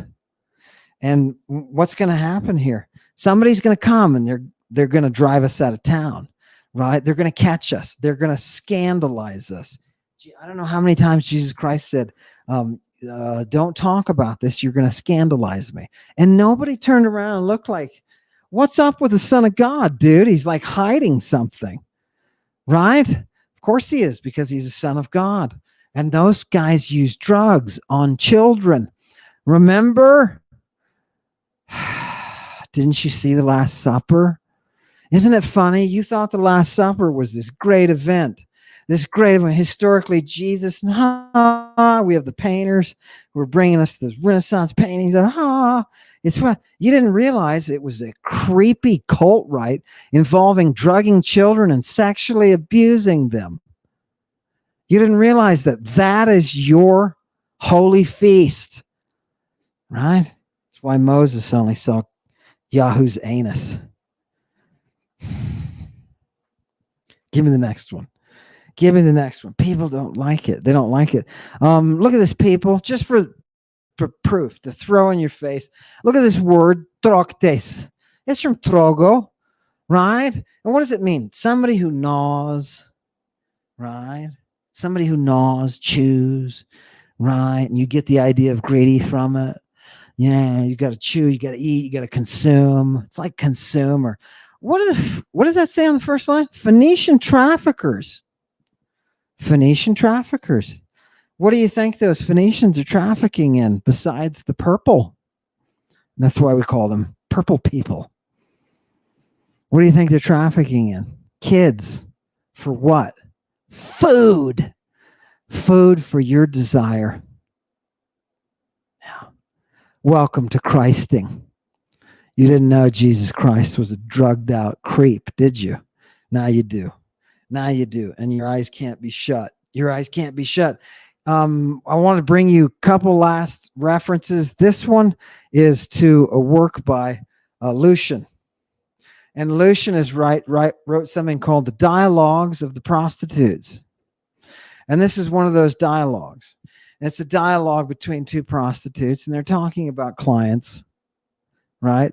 And Glucera, whose name means sweetie, right? Sweetie says, hey, you know, the woman the girl you're talking about, her mother is one of these golden mistresses who understand the Thessalian songs, right? The song from Thessaly. Remember, this is where all the witches come from. This is where all the drug knowledge comes from. This is where the Pelasgian roots are. These are the people who originally settled down from a horse culture to a culture that's producing incredible pharmacological advances. They're all coming from here. She says, don't you know this girl's mother is one of those people, and she knows those songs? She knows how to draw down Selene. Have you ever seen Selene drawn down? When your eyes are opened, you'll understand the process of drawing down Selene. You mean I can see things that you can't see around you? Yes. You mean I can cause things to be around you that you can't see? Yes. Okay. Do you see why we have to be quiet about this? We have to be quiet because if everybody knew about this, we'd never be able to operate. Right? Love it. Oh, what is there anything else that happens? Oh, what else can she do? All right, now you explain this to me. By night, during night, in the darkness, she is able to fly. She's able to fly.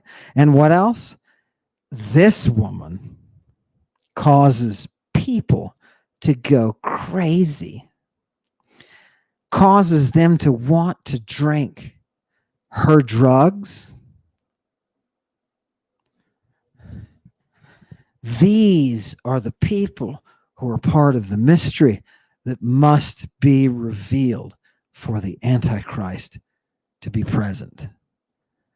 If you want to understand the Antichrist, you have to understand the mystery. The mystery has to be revealed. And you're sitting there saying, but wait a minute, Ammon, this has nothing to do with modern Christianity. No, it doesn't. Right? What you have left is a faith, a doctrine. Right? Same thing as Judaism, same thing as Islam. You have a doctrine. You have a list to follow. Right? Notice polytheist societies don't produce faiths for people to follow. They're inherently flexible so that your opinion, you can follow different gods all you want. Right? What do you follow? Big justice in here. What is it? Love. That one's a big devotee of love. You know who I'm talking about, right? Those people. Right? Okay, cool. Give me that one. And what else? Remember Achilles? Remember Achilles. Who does Achilles end up with in the underworld? He ends up with the Medwa. There's a reason for that. What does it say here? Here, he was placed with the virgin girls. What kind of virgin girls was he placed with? You see that word halurgisi? They're what kind of workers? What kind of workers? They are the purple dyers. They are the purple dyers. Do you know what those priestesses did? They protected and shielded Achilles. Do you know why Achilles went to Troy? Because he was drawn by the face of Medea, whom he called Helen. Isn't that something? It's gorgeous. Okay, so did we get to eat our children tonight?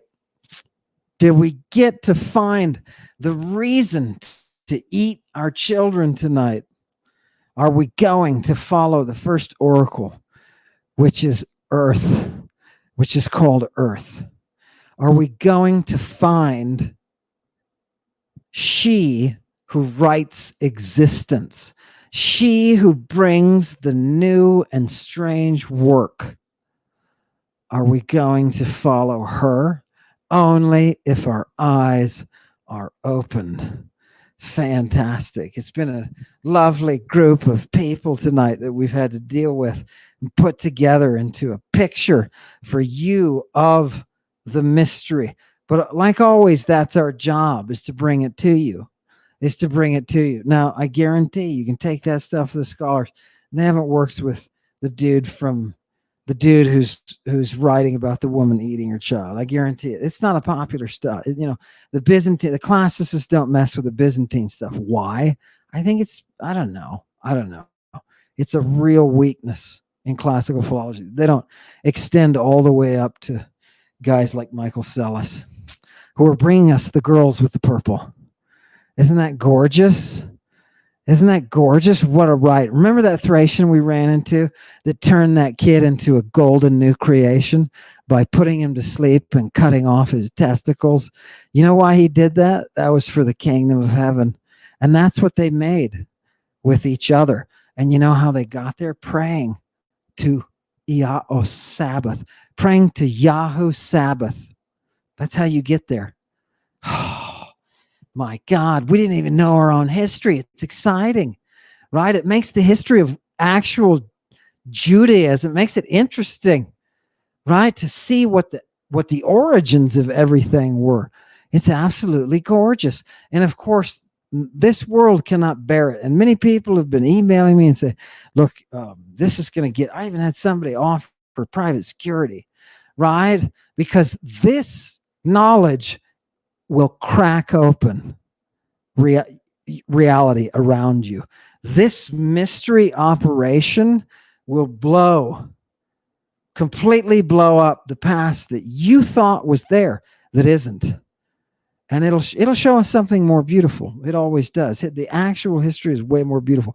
Okay, I'm going to call the drill sergeant out now for Ammon U's Greek class, intensive Greek via Ammon U. And so what I want you to do is I want you to watch the exit, and then we'll go through a few things textbook wise, look at some exercises, maybe roll around, maybe, take off some clothing and roll around in some Greek. That's what we'll do. A big a big pit of feathery, lovely Greek. I love it. We're gonna go there. Chewy, hit the. I'll be back. Don't run away. Go ahead. Gates of Babylon, Dragon Lady of the Lake, Snake Venom Dream Section, Malachite, Purple Ion, House of Frankenstein, Violent Rain Rhymes, Medulla hold the flame, Athena in the sky, Diamond Sharp on the magic carpet, I fly, the man who laughs, wear a mask, 808 thump, make these bitches jump. Posse out on Broadway, Dr. Doom, bass go boom. Shit you all up, purple kush, you begin the place, boom. Magic is medicine, wish you would. Shit you all up, purple kush, you begin the place, boom. Magic is medicine, wish you would. Jeepers creepers, my Athena.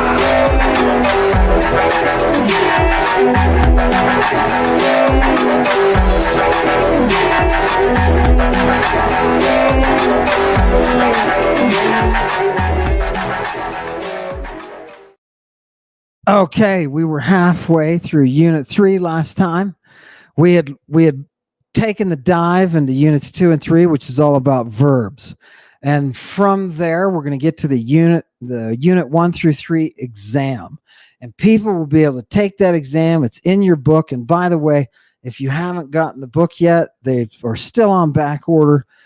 There is a copy that you can use, a digital copy, until you get your hard copy at the Discord that is posted for us, or will be posted for us. And by the way, people are going to the Discord to supplement what they're getting on Ammon U, and that is smart. That is a good move. Keep it up. The TAs there will take great care of you and will help you along in this process. They've all been through it. Same thing. They've been through the same course.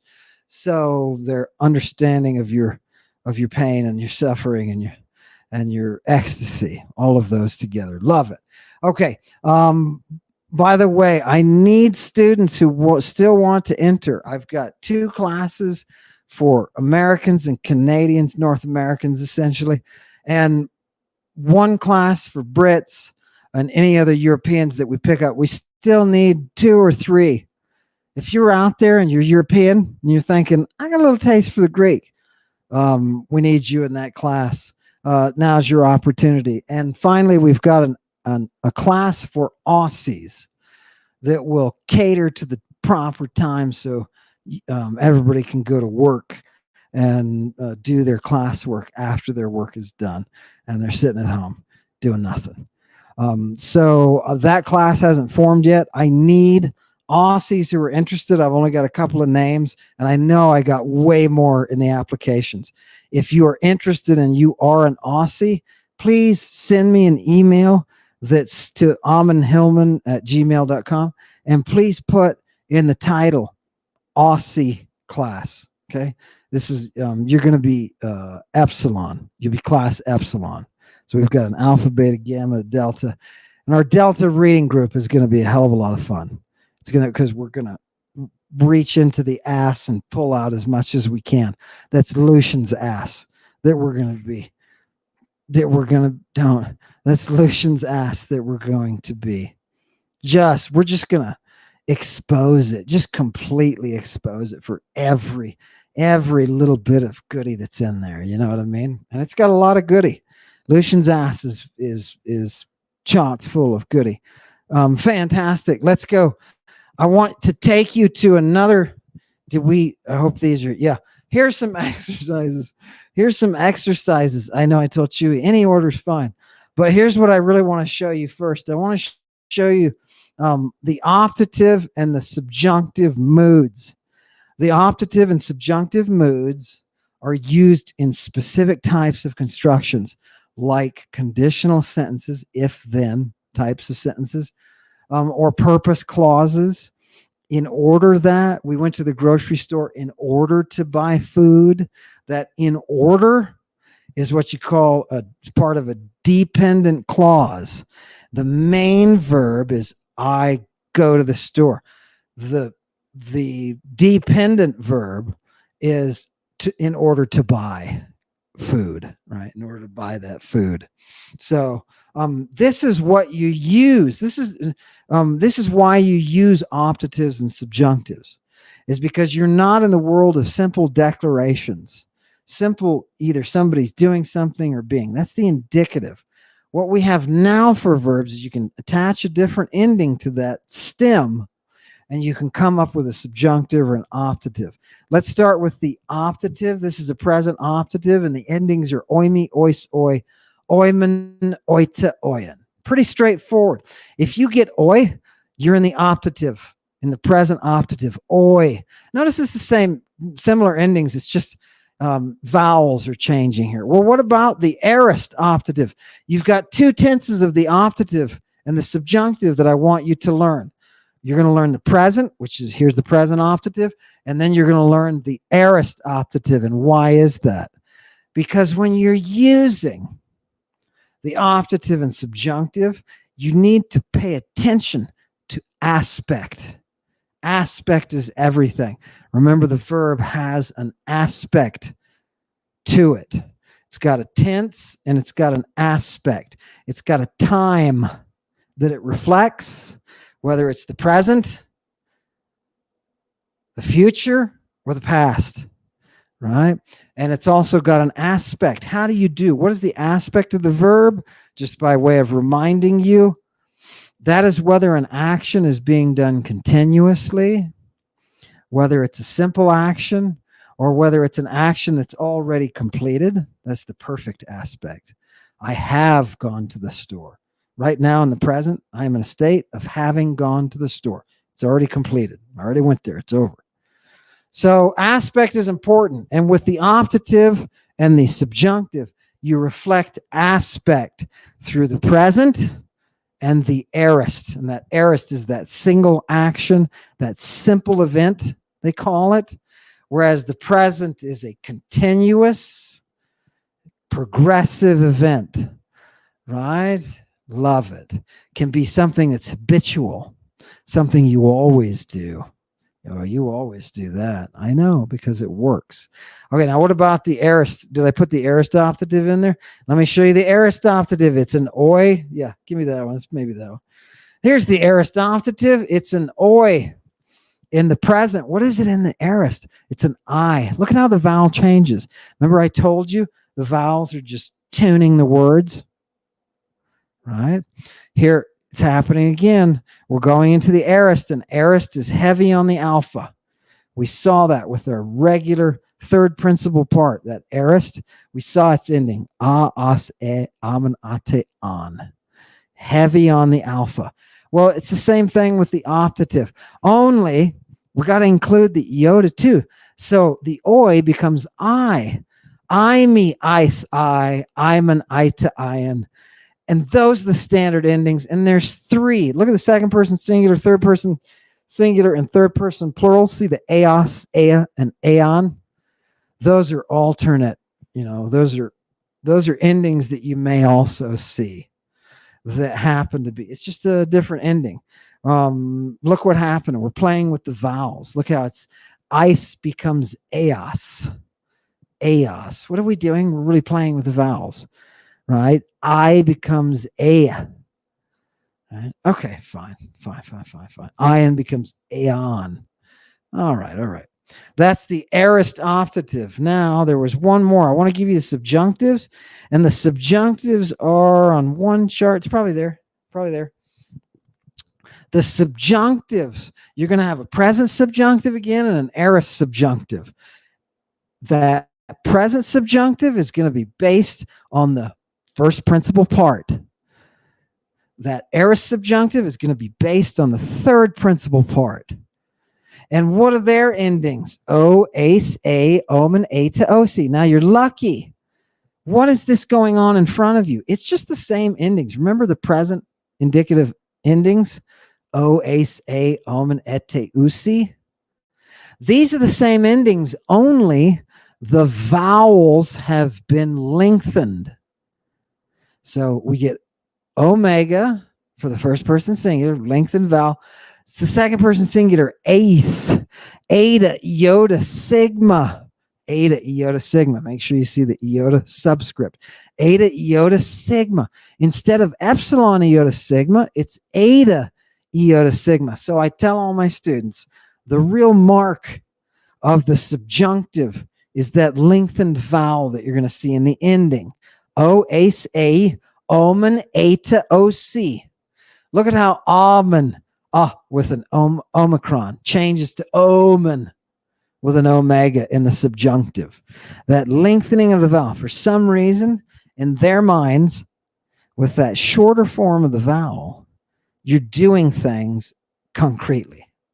With a lengthened vowel, you're getting into imaginary world, because none of this stuff in the subjunctive is real, right? It's not a simple declaration. It's a possibility. It's a potentiality. Let's go to the store is not we go to the store, right? Let's go to the store, right? Now you're outside of the indicative mood. So that's what's going on. You lengthen those vowels, and all of a sudden you're in la la land. You're in the world of possibilities, conditionals. Oh, if we had done something, we would have been happy, right? Some kind of conditional. It's a fake world. Perfect. Okay. Give me now these sentences. I want to run over some sentences. Look, that is the grammar. All the grammar from first, second, and third units. And I want to give you the first couple of exercises, and I just want to go through them like I would go through them with you if I were tutoring you personally. I would have you read it in Greek. Hodemos in tais hodois tois theois thuse. Hina ton polemon pausosin. Okay, I would have you read it just like that. So be practicing so that you can read out the Greek. And then I would say, okay, give me a translation. Give me a translation. The people will sacrifice to the gods on the roads in order that they may stop the war. Okay, now what's going on with that sentence? The first verb, the verb of the main clause is thuse. It's a third person singular, future, active, indicative. It's future, right? Where's the subject? Hodemos, the people. Hodemos thuse, the people will sacrifice. Then you get this dative, tois theois. Who are they going to sacrifice to? To the gods. And where are they going to sacrifice? You get a prepositional phrase. In tais hodois, on the roads. On the roads, right? They got little shrines to Mercury, and he's got a phallus sitting there telling you which direction to go, right? Let's make an offering here. I say we burn some down. Definitely. And what happens? You get a result clause at the end of this. Hina, as you read, right? Because you're reading these units. Hina indicates a purpose clause. In order that what? In order that they may stop pausosin, the war. That's a subjunctive. Look at that, pausosin. That's a subjunctive. What kind of subjunctive is that? If you know the principal parts, the first principal part is pauo. So the root is pau. Is that what we have here? No, we have paus plus the ending osin, the subjunctive ending osin, third person plural. So what is the paus? Oh, that's the third principal part of pauo. Pauo, pauso, epausa. That is an aorist. Right, it's an aorist root. Doesn't have an augment on it. None of the subjunctives in the aorist will have the augments. Right? Why? Because they're subjunctive, bro. That's the way it is. Okay. Pausosin. You only give augments to indicative modes. Come on, man. Pausosin, right? Pausosin, in order that they may stop. Now, let's get a little bit nerdy and say, what kind of verb is is your main verb, thuse. We said it's a present tense, right? Third person singular, present, active, indicative. What kind of verb is it? Because it's the present tense, it's a primary verb. Your present, your future, and your perfect are all primary verbs. Your imperfect, your aorist, and your pluperfect are all secondary verbs. You'll notice the secondary verbs all have epsilon augments. Now, why am I telling you that? Because these are two families, primary and secondary. And when you have a verb in your main clause that is a primary tense, your purpose clause following it must have a subjunctive. When you have a verb in the main clause that is a secondary verb, an imperfect, an aorist, or a pluperfect, your verb in your dependent purpose clause must be optative. It has to be in the optative mood. So you use subjunctives with present, future, or perfect, and you use optative following imperfect, aorist, and pluperfect. Primary and secondary verbs. They call that establishing primary sequence and secondary sequence. Why? Because classical philologists are nerds, right? And they have to have some kind of official language that pushes their science along. Okay, so that is the first sentence. If you're going to analyze that sentence, I want you to see you've got a main clause and you've got a purpose clause that is a dependent clause following it. It depends upon what came before it. It hangs on what came before it, right? Okay, good, fantastic. Look at number 2. We've put our purpose clause up front. Hos, ton, polemon, pausin. Right? You see that hos and hina work the same way in a purpose clause. They just both mean in order to, or in order that, right? So we've put our purpose clause up front. In order that, where's our main clause? Hodemos, tais, theos, thue. What's our main verb? Thue. It's a present active indicative, third person singular. He, she, or it sacrifices. Where's our subject? Hodemos. That's in the nominative. It's got to be the subject. The people sacrifice, tais theos, to the gods who have vaginas. Those are feminine divinities. See the article, tais? Remember I told you, theos is a word that can be masculine or feminine. The concept of God. I know that when you say God, you think, dude. Right? The oldest uses of theos are feminine. You said God to them, and they thought, this is the lady that gives you birth. Isn't that glorious? Imagine if you worshiped a God that was your mother. Seriously. Right? And not only that, but just like Oedipus found out, she is sexy. Yeah, she is sexy, mama. Whoo! What are you going to do? What are you going to do? It's going to change the way you look at people. It's going to change the respect that you have for people. And people that you don't respect, it's going to give you more respect for those people.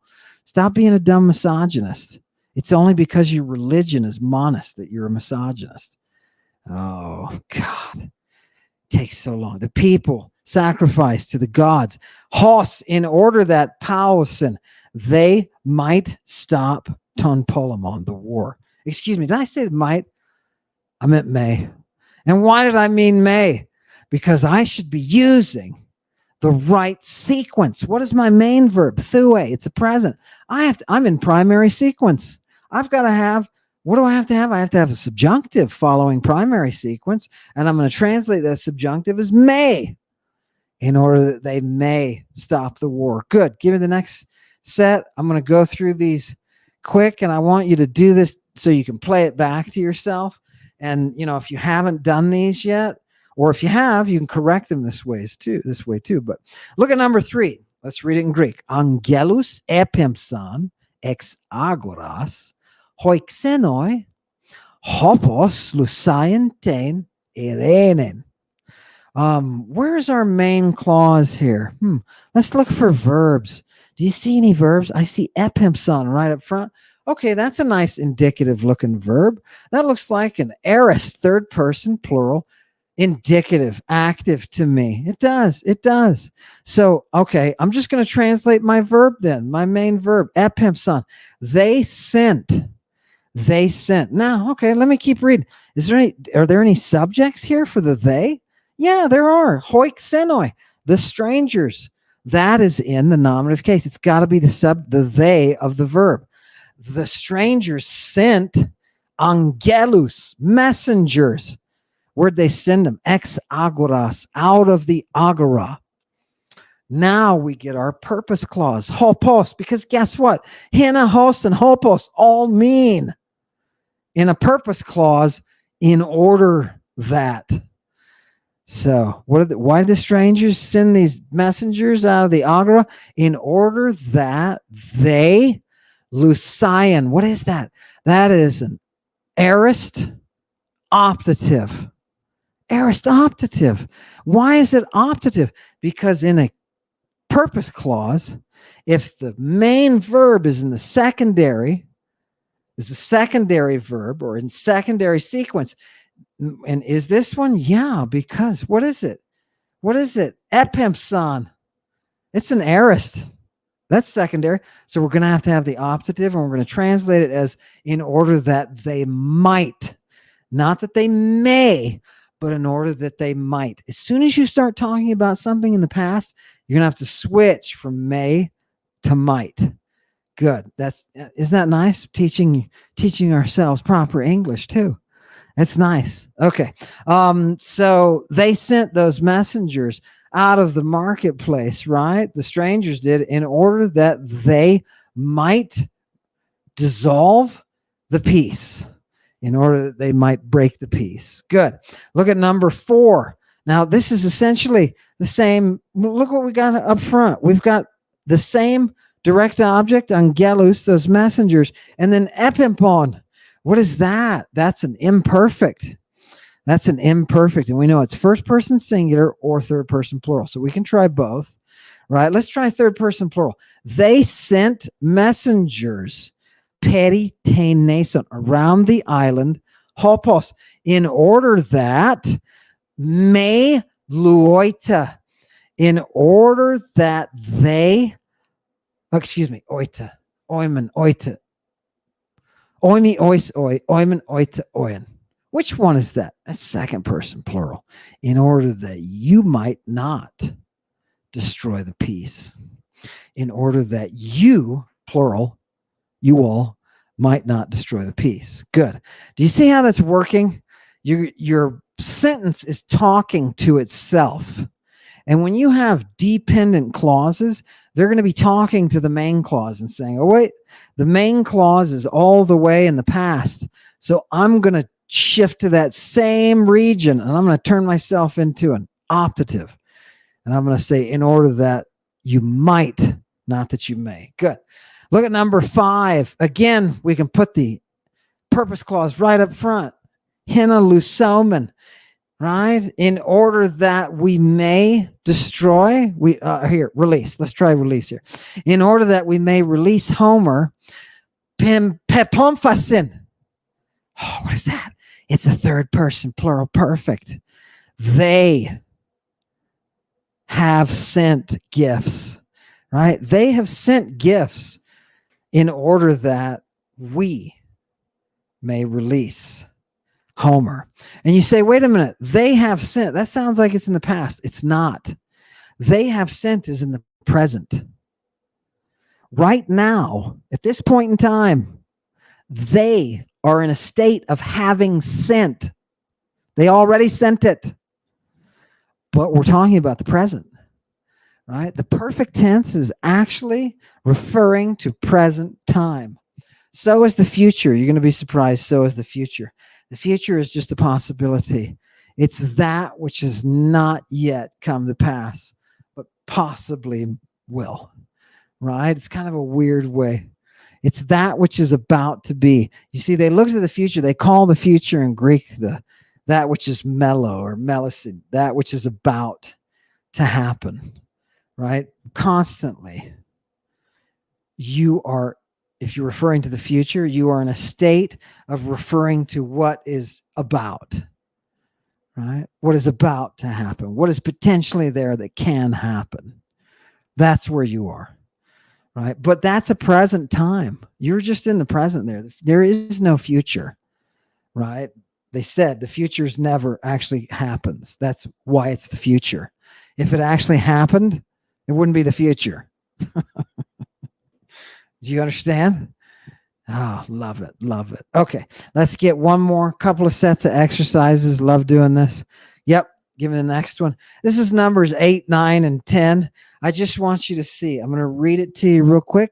Tous, min. And I want you to notice there's a min here and a de that follows it near the end of the first line. Second to last word, de.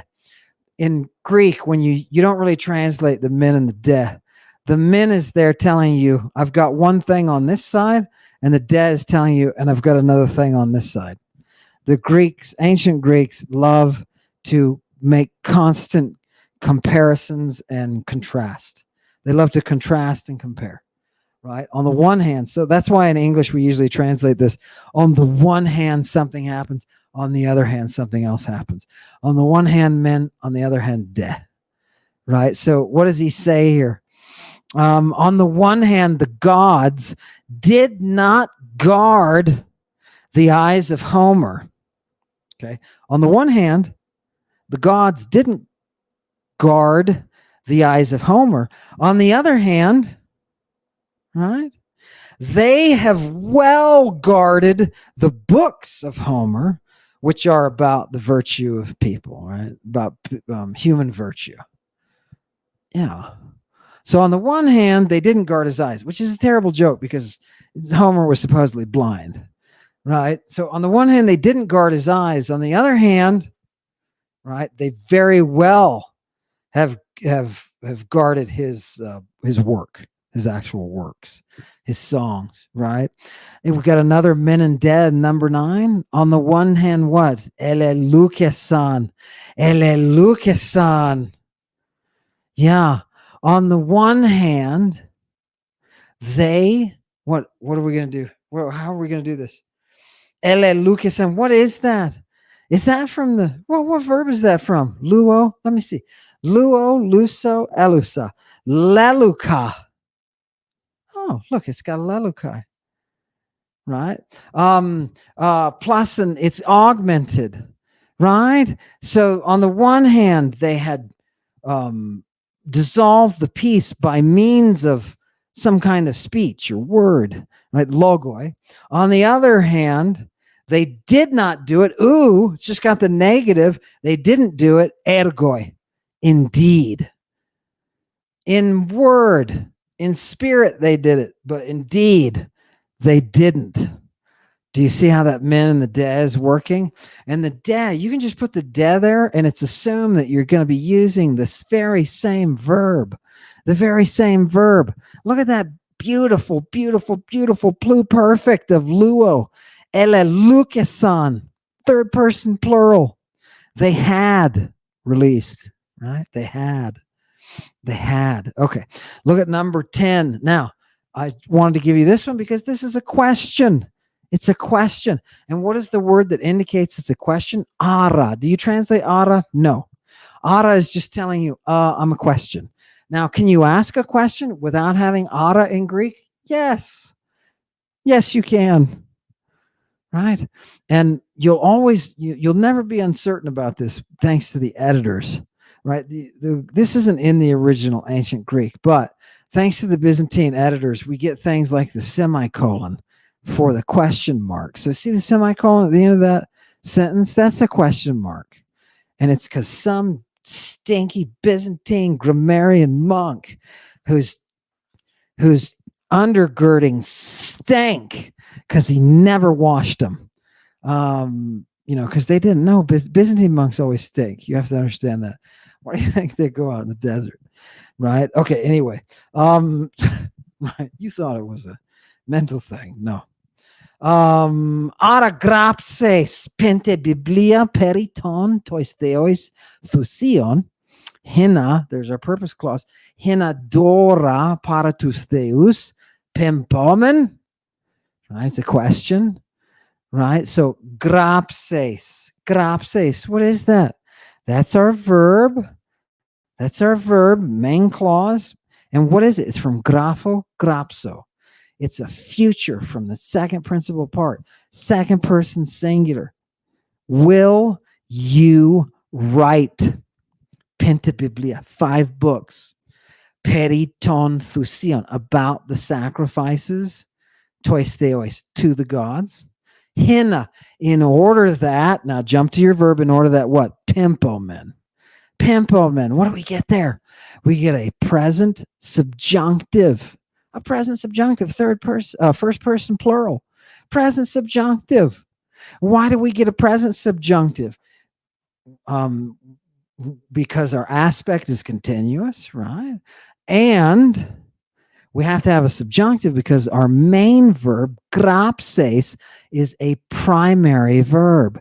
It's in primary sequence, right? So following a future, we're going to need a subjunctive, and we're going to translate it in order that somebody may, not might, in order that they may.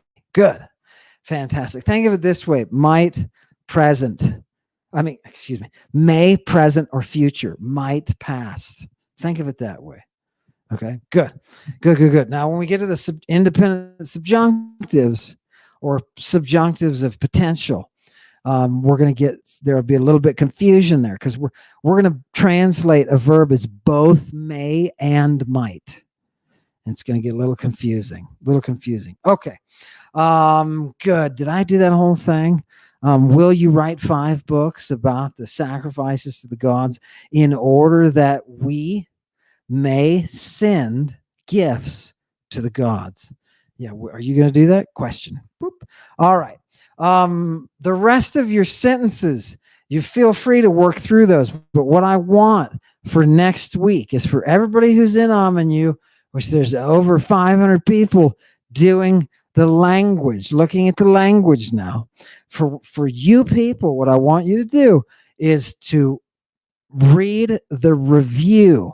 I want you to try the review. There are some sentences in there. Don't fill out anything, but the sentences. I want you to go to the sentences. They look like exercises. They are. And I want you to try to do those exercises. Next week, when we get together, I will have halftime for you, just a little bit of review, and then we're going to take the exam. It'll take us a little bit longer, but it's well worth it. And you can sit there and watch me do it, and you can bounce off and give yourself an approximate grade. Right now, if you and I were doing that in class together, I would grade you. That's what I do, right? So anyway, but that's how we're going to do it here at this format with Ammon.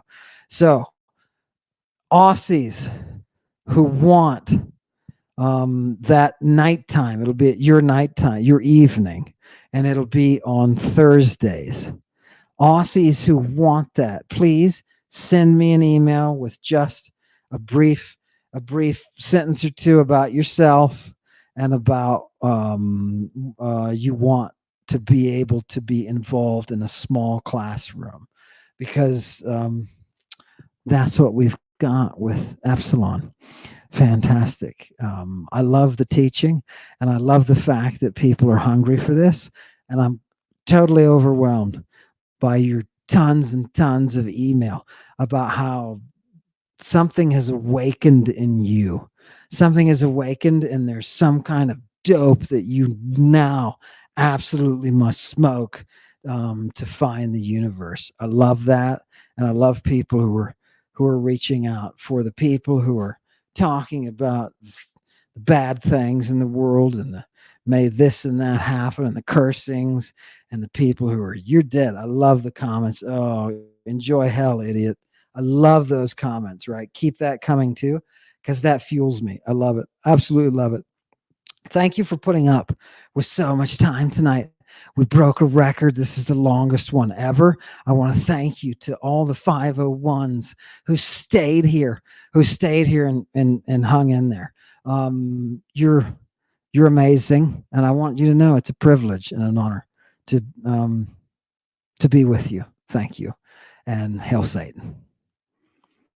Gates of Babylon, Dragon Lady of the Lake, Snake Venom Dream Section, Malachite, Purple Ion, House of Frankenstein, Violent Rain Rhymes, Medulla hold the flame, Athena in the sky, Diamond Sharp on the magic carpet, I fly, the man who laughs, wear a mask, 808 thump, make these bitches jump. Posse out on Broadway, Dr. Doom, Bass